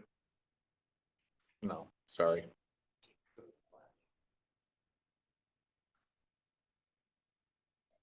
well, actually, it's only one more column. I might be able to squeeze one more Yeah, column. We're not going to do maximum building coverage because that's already covered You already in got that the covered first anyway. table. Yeah. Okay.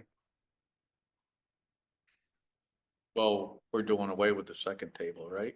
Yeah, but I'm Again. going to have to move this column into Yep, table 1. into table 1. Yeah, You That's could the only probably one. adjust the margins to get another column in there. yep. Yes, we can shrink up the building setbacks. Can I ask a Uh, question? Well, What do you have? P, can you just define what P means in the I zone and in the OPLI zone? Yeah, I got the same question.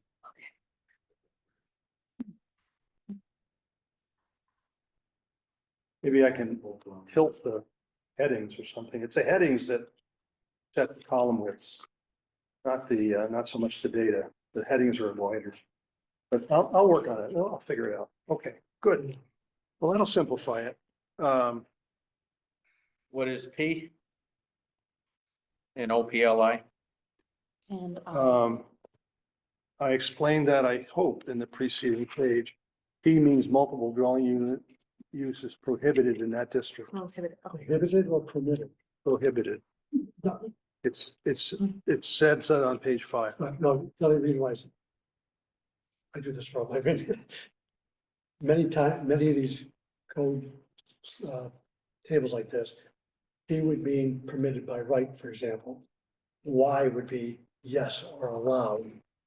N would be no or not allowed. SP would be special permit. NA would be not applicable. And if it's no requirement, it would be NR. Like, when I read this, I'm confused. So what, you think that should be NR there? Instead of NA, 100? it says NA means there is no such requirement. My interpretation, it should be NR, meaning no requirement. So wait a minute, are you complaining about the NA or the P? The P. Both, Oh, no, both. yeah. Yeah. Oh, Okay, well, let's do one at a time. What do you want to do with the P? No. P would, what's the intent? It means It's Not allowed. prohibited. it's prohibited. Then you put it as don't a have a footnote requirement. underneath the You don't table, have a- just a general note, P equals not permitted. It already says that, Gordon. Yeah, no, then you wouldn't have to go beyond that. It just needs to be under the, I don't have it in front of me, Peter. I'm not questioning that. Yeah, As long as you have those designated and defined under the table, then you're good. the last words before the table literally are, Means- P means multiple dwelling uses prohibited in that district. Do we change the NA to NR? NA becomes NR. So what is it now and what is it gonna be? It would be no requirement. Meaning they There's can do one of whatever the hell those. they want? Right. That's what no requirement is. There's no requirement. You can do whatever you want. Right, exactly. Okay, And they would be not allowed.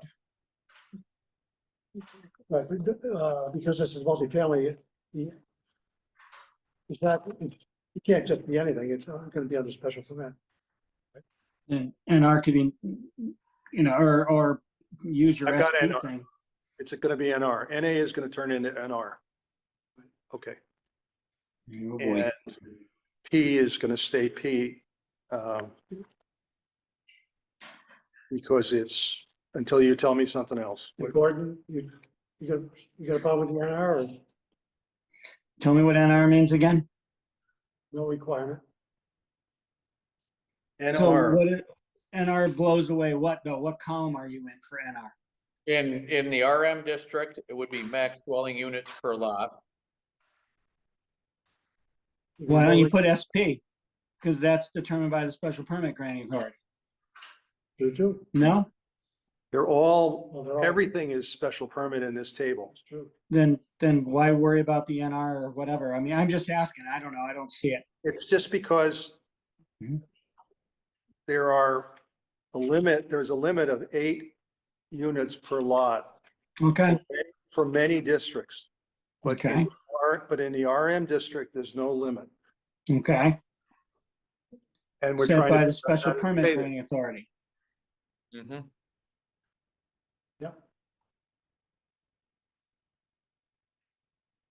And that means what for the table? NR or something else? Are you guys happy with NR or are you unhappy with NR? I'm okay with that. I'm staying out of it. All right, we're gonna go with NR and we're gonna move on. Uh, In other parts of the bylaws, for places that are prohibited or are not allowed, don't we just dash it out? In other tables? We do. Well, those are the tables that we're getting rid of Okay. because So you nobody won't was see really those quite sure what the dashed ever out. again. meant. Say, Ever okay. again. Okay. Is that a promise? What did he? Promise. Yeah. I promise. All right, We're not gonna go back and say when they wrote it. So Peter, your chart is gonna have what each Still. letter means, all that jazz. It's on So it's like a little. page before. It's just on what's format. It's just printed on. the page.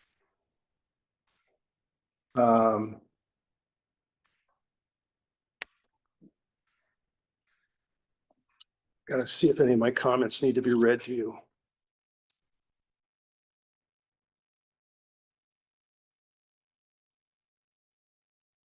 All right, let's go on to K2.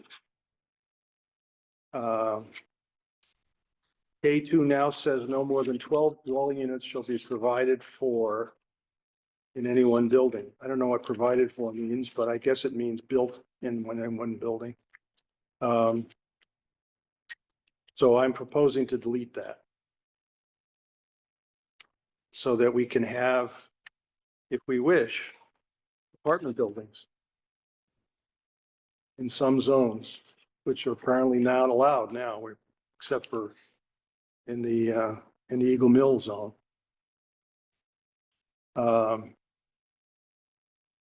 I've added language that says for multiple dwellings, the minimum lot size and the maximum allowable height are the same as for two-family dwellings as set forth in 5.1. So that's going to go into 5.1 too, when I combine the two tables, okay?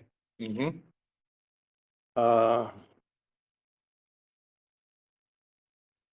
3 says multiple structures that contain multiple dwellings on the same lot shall be spaced at least 35 feet apart. And it's currently says in the RM district, but I've stricken that so that it would be a requirement townwide. And Brooke, you checked with at least one fireman who thought 35 was the right number, right? That's what one of the career firemen for Lee said.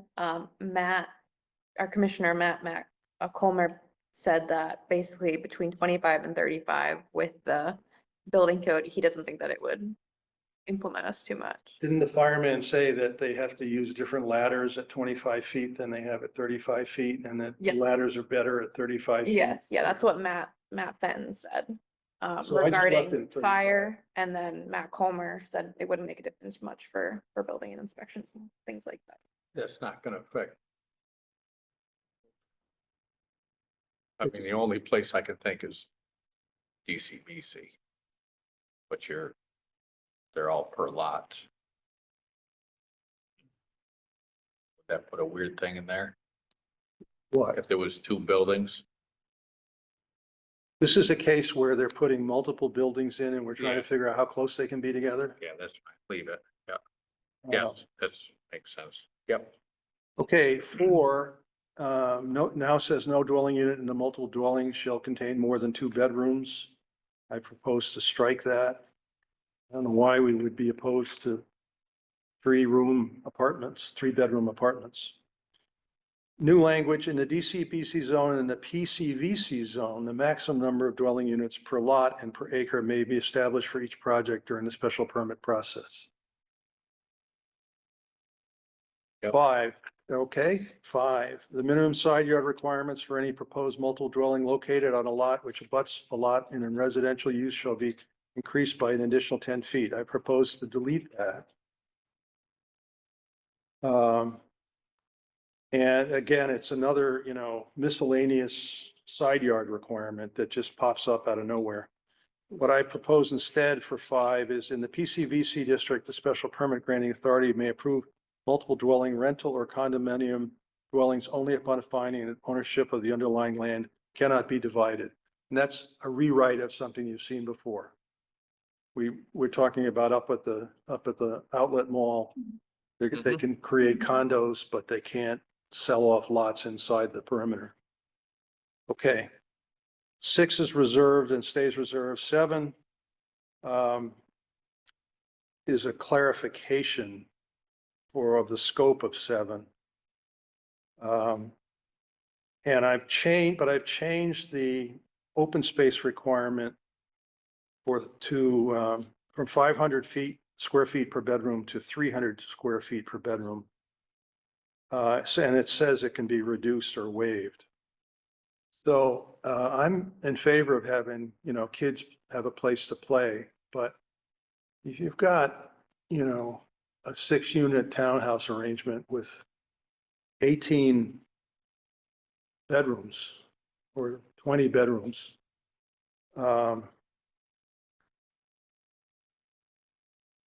10,000 square feet seems like a lot of space. Yes. So, Because there's not many kids that go out and play anymore. well, they'll kick a ball around, but they don't need a whole soccer field, Right. in the yard in the front. If they want to go play Right. soccer, really, they can go down to the school, but yeah. All right, Just for last, yeah, I was thinking about the price tag we're buying yeah, property over here. All right, I just did the math on it quickly. That's in a DCBC zone. Their phase 1 is gonna be 4-story, 64 units. It's got 93 bedrooms in it. First phase. yeah. Phase 2 is a 3-story mixed use with 20 apartments in it, 24 bedrooms total. So collectively, the whole development's gonna have 117 bedrooms. If you take the 117 bedroom times even the 300 square foot per bedroom calculation, basically, they would not be able to build that at that, with that density, using the 300. You work the math backwards, it would have to be, well, it'd have to be 175 square feet per bedroom for their particular development. However, on the last page, it does say the special permit could waive or reduce the requirement. Yeah, So if you're comfortable with 500 or 300, that's fine. I still think 300 is a lot, but I didn't want to be too radical and, you know, we got 500 now and I didn't know how much we could Signs for the swallow. athletic field, Yeah, You could what? signs for the athletic field. No. I think what you hit on it, if we could delete this whole section, probably be realistic, but I think it would be too radical for a lot of people. Yeah, I think you're right. Yeah, I think you're I right. think the intent. I hate to limit the intent is right. building. The intent is good, What we got the last, we have the special permit, right. granting authority may waive or reduce. Yeah. Okay. So there you Yeah, go. that Want to leave it takes care at of it right there. 300 or? Yep. Yeah, okay. I just want to, demonstrate what We the have that, application was. of it. but if we didn't have that last one in there, we'd have a It's a problem. Yes, Okay, so we gotta leave that there. so go with the 300 Yep. with the proviso, we still have. to- Yeah, and I mean, the 300 makes sense for, say, a 3-unit in, you know. Yes, yes. All right, on to 8. Front yards and all open areas shall be suitably landscaped, and I've proposed to strike the rest of it about maintenance because I cannot, for the life of me, with my experience with zoning enforcement, imagine our building commissioner going out and saying to somebody, no, you're not mowing your lawn or your shrubs need to be trimmed. You know, I've been trimming the shrubs out in front of town hall here because we don't even do it on our own buildings, never mind enforce somebody else. So I propose to delete that. 9 is the same, 10. I'm proposing to strike 10. Standards requirements in K7.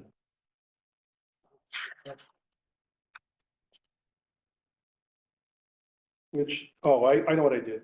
I just, that last sentence that you were just talking about, Buck, about waiving it, Mm-hmm. this 10 originally said the same thing in 3 times as many words. Okay. All right, we're up to proposal 5. I think it's getting easier now. This work is going to get easier.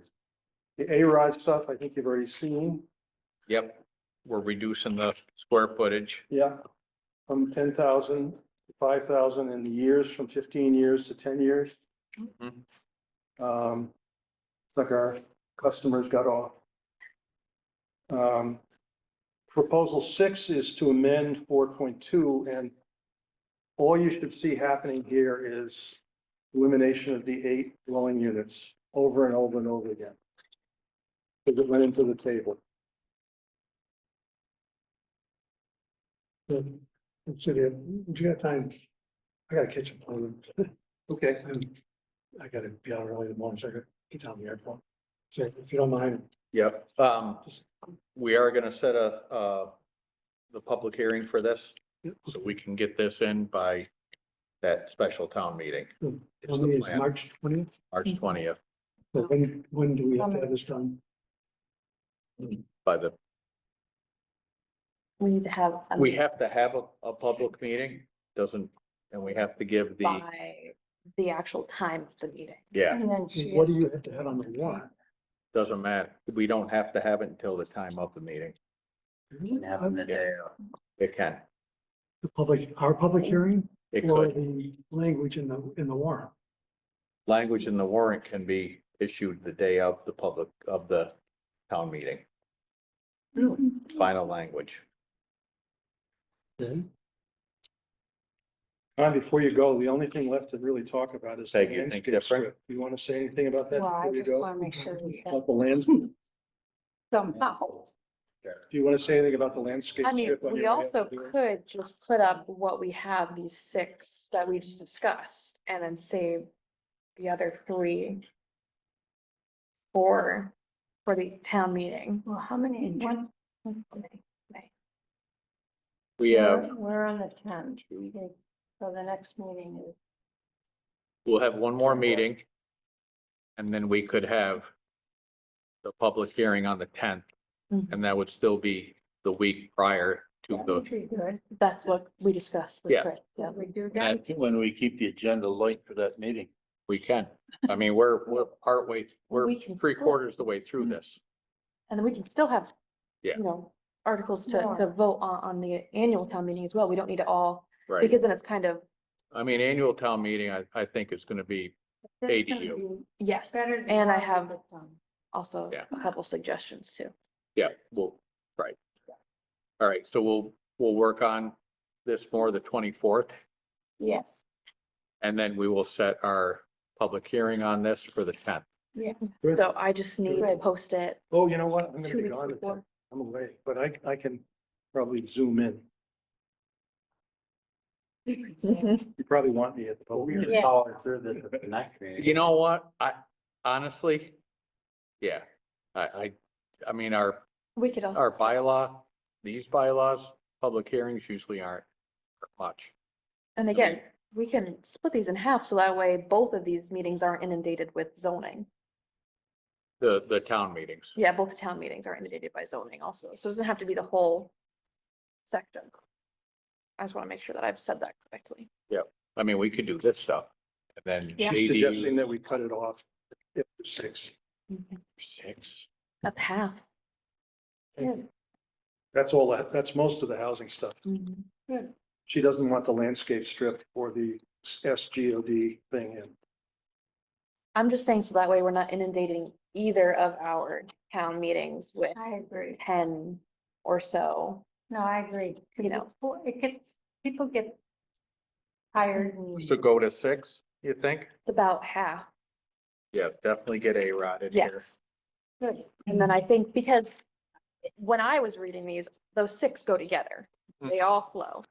Landscape strip is the next portion and I don't, It's a different topic. yeah, I don't foresee that doing much. Buffer strips relate to the surfacing strips, in my opinion. Yeah, And the smart growth overlay is something different all in all. Well, the smart growth overlay is a authority problem that I think we should fix. Which one is that? That's the last one. It says that we can't approve a project at Eagle Mill more than 122 units. And we've already done that. mhm.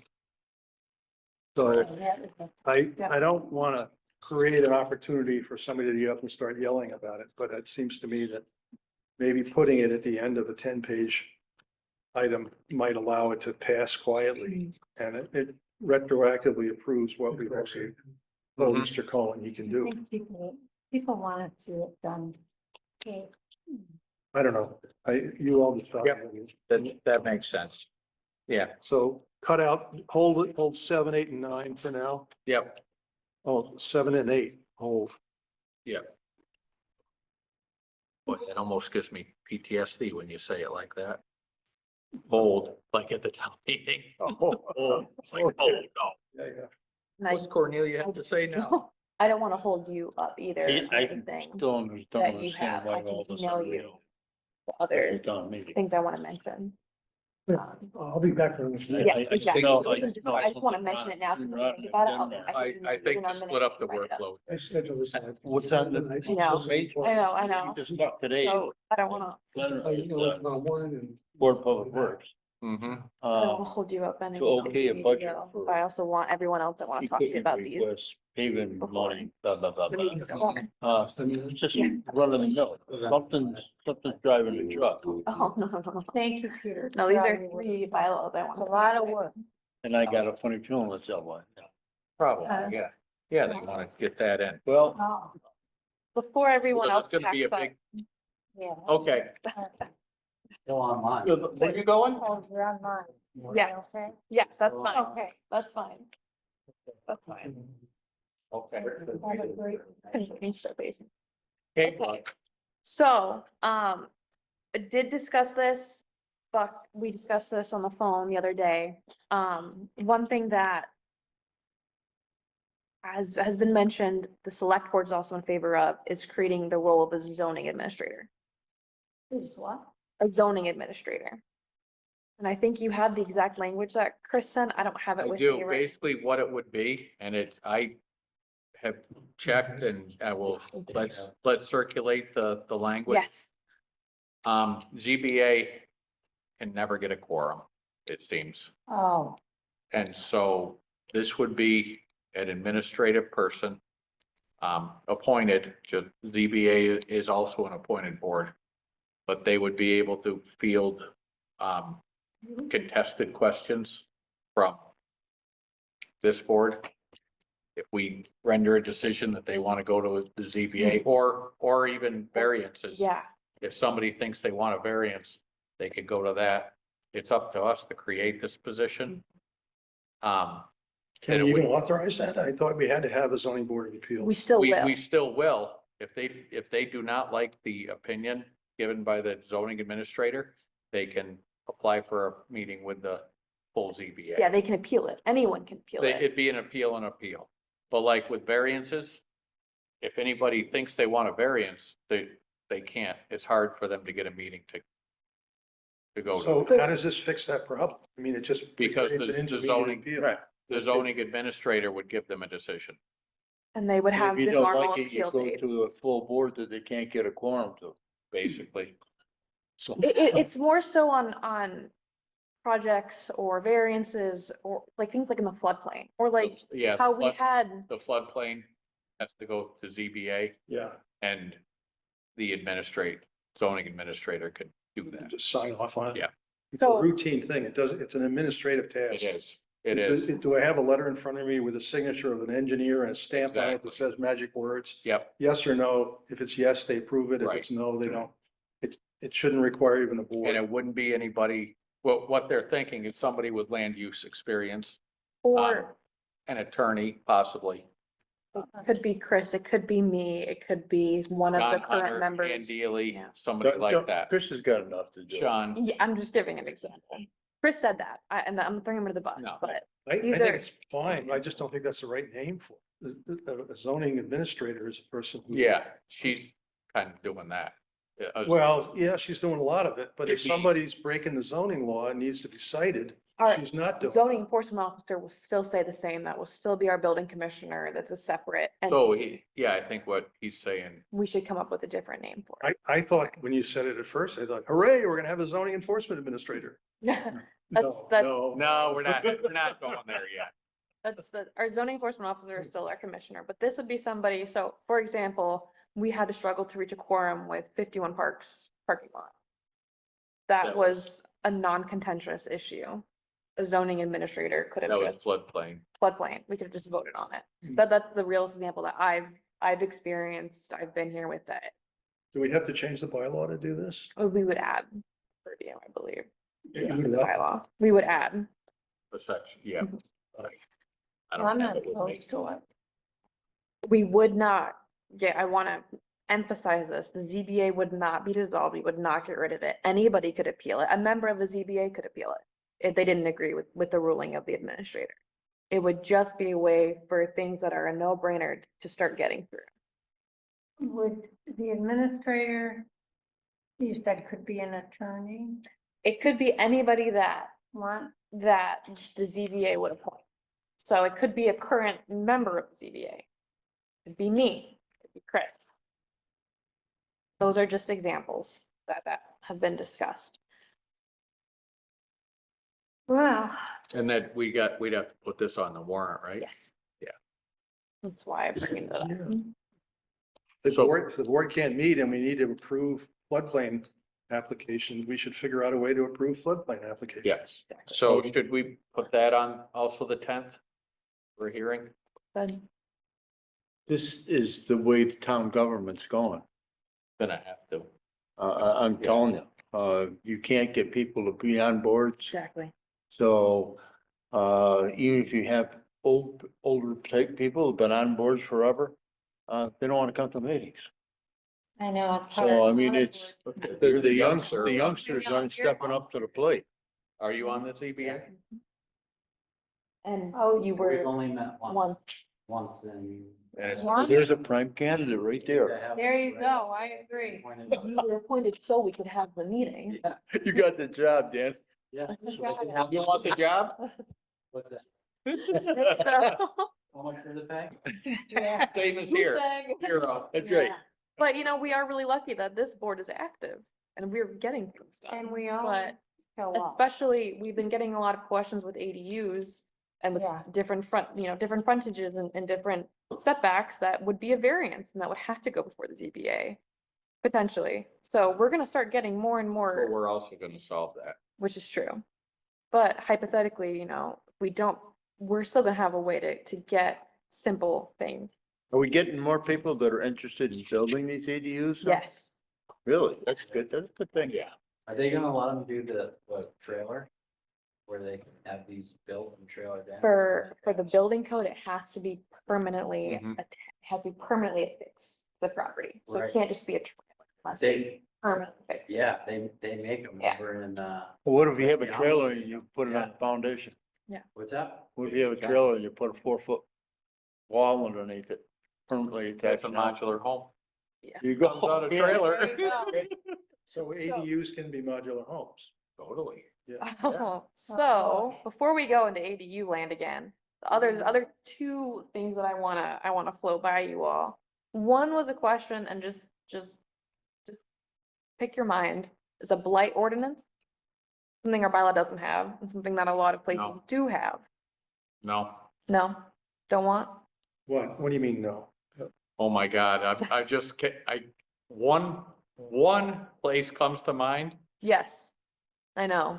Some Oh, look at it as no. a blight, Oh, some no. look at it as a town landmark. That's right. And that's all I've seen the argument on social media. And it would be worse. It would worse. The cat's out of So- the bag. They anyhow. winner, So winner, winner. my only counter argument is when talking about brownfields and places that have Yes. been just let go for a long, long time. Yeah. The light could help the town have an argument to make people change what they're doing. I'm not saying that we should have it. I'm not even saying that I understand what you're saying. I'm just asking, why don't we have that? I would like And to you hear a answered my brief. I'd like question. to see a brief on why it would be good. Mhm. I'm not sure I'll be persuaded, but I could be, and I'd like to know what the reasons are and what it's done elsewhere and you know, why it would be recommended here, what kind of problems it would solve. And I'm Well, not what necessarily saying to What rec- sort of problems it would create Could. also. Politically. This is just I just wanted to hear what you all think You about it. thought the argument about the beach was long? Wait till you propose this. That's all. Well, Wonder there's what- another place Well- right close by, the one we're talking about. The So- other side of the track, the other side of the road, it's a house next to the How- tracks, abandoned. Broken Oh, windows. yeah. It's How- just how- something like that can give us more enforcement power. Well, I think, okay, you take that, then you're talking then it would be not Well, it's not blight, it actually would be abandoned. It's owned. abandoned derelict properties. Right, because it's owned But we by don't, the mill. we don't have any bylaw. That was just my question. It's think- come up in discussions with brownfields about buildings that are abandoned and how if they're up to date on taxes, can't do anything about it. Yeah. Why would we Why? take a mill with all the problems that are involved with it for taxes? I'm not saying we take anything, but I'm saying we give it away so that they want to sell it to somebody like a developer. Somebody that wants to sell the property. Anyway, We didn't have this on the agenda. Why don't we get a brief and put it on the agenda? and Yeah. we can Yeah. talk about it And order call it. it derelict properties. and then my other one is, we did briefly discuss this, and I did send out the suggestions for just the mill redevelopment bylaws.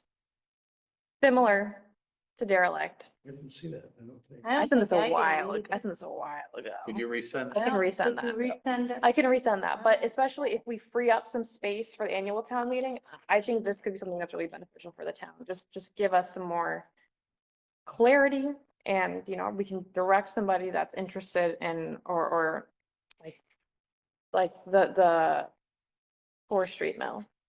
Yeah. People have questions what they can do with it. I can direct you right to our mill redevelopment bylaws. These specific bylaws are for properties such as this. You don't think A-Rod covers it? Is that what they were thinking of when they passed it? Mhm. Yeah. Were they Maybe very- A-Rod could be adapted. We could change it. I mean, I did not think of, Well, it is. It's adaptive reuse. Yeah, No, but I mean, Oh. if there's some part of it has to be, you know, certain size or not a certain size or a certain height or something in order to make it comply with what she's after.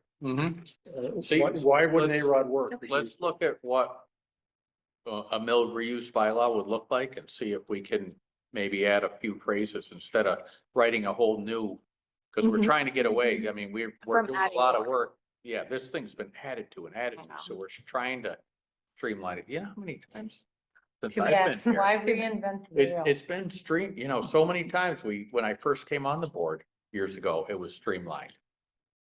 That's what you got now. Yeah. okay, Can you imagine? yeah, I those mean, were, did any, Martin Dealey? those were the other He like points. talking. Oh, And yeah. that's who wrote some of our original stuff. Oh, no kidding. That's, yeah. Him, Bob Birch, I think. Oh, yeah. Job search was always Yep. in Always beginner. So those were all the three, especially with the zoning administrator, I think just that would be it. That's enough.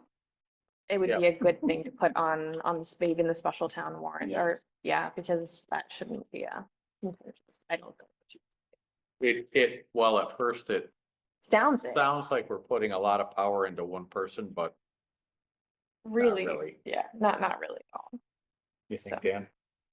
No, you're actually just what you said, you're streamlining things, so. Yeah. If you have to make a decision and it's tough to get people together, well, hey, you have We have somebody. you have the ability to make And a I mean- decision because something was filed and they got the engineering report and And- everybody's happy. And if we do get a very active ZBA, let's say we get new members involved, I mean, we could say, hey, you don't need you right now, like, it doesn't have to be a permanent fixture. Well, I think the floodplain one is the That's- best issue. That's exactly. That's what CBA needs to rule on. It's an engineering Yeah, thing. That's what you need. You That's need it. the engineering, you need them to say it. All the ZBA does is say, okay. so that's my 2 cents. How often does a ZBA get a variance request or an appeal? People here need to go to the ZBA and they don't do it. People what? People here, they need to go Oh. before the ZBA, Yeah. and they know how hard it is to get a quorum and to get a meeting and to get it passed, and they don't So- do it. It's basically Kafka land, right? It's like, we want to do an appeal, but the appeal court never meets, and so we know it's hopeless and we might as well just yield to the Mhm. castle, huh?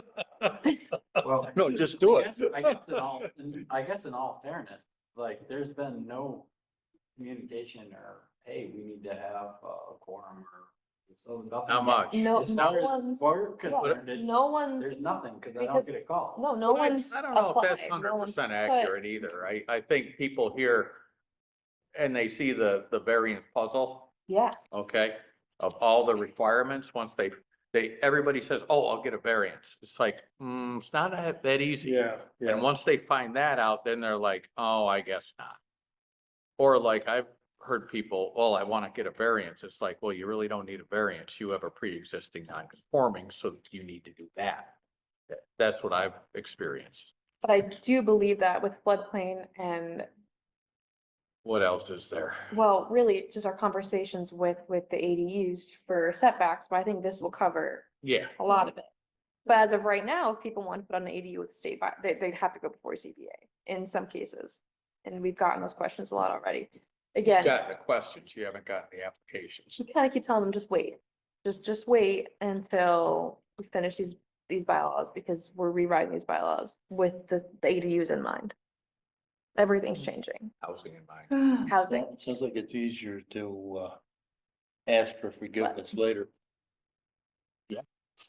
But yeah, that's all of the questions that I had, and just picking your brains. Okay. Does anyone have anything else? No, That's but it's enough. interesting with actually having a manager and your discussion. I like your input. I like your, yes, but I I think do. we're able to discuss things and we'll see where that leads with our open meeting stuff. Yeah. Okay? Because you're gonna have to start, I believe you're gonna have to start posting your My plan Your- report report. specifically? Yes. I can do that. Okay, what you're gonna be discussing, or we're gonna have an open meeting issue. Oh, yeah, we gotta be careful. Yeah. We don't want to- Move we You can adjourn. cover it just I'll by, second like you did it. tonight. Sure. To be more A explicit. little bit, at least Interesting, okay. an agenda for a topic of your report. That's, Okay. that's not Look what at- I was told Look before, at but I what can do Tom that. does for the Okay, Berkshire Regional, okay? okay, I've been copying what Chris does, so I'll Yeah. change that. I mean, I need to see her spend her time to make a. No, report. it's gonna be her Something notes, Okay. her notes of topics, you Okay. know, I think will suffice right now. Apologies, I just thought that it was covered by One- zoning bylaw suggestion. Motion to adjourn. You did. Yeah, yeah, Motion to- You did. All in favor? I. Aye. All right. Right. Thank you, folks.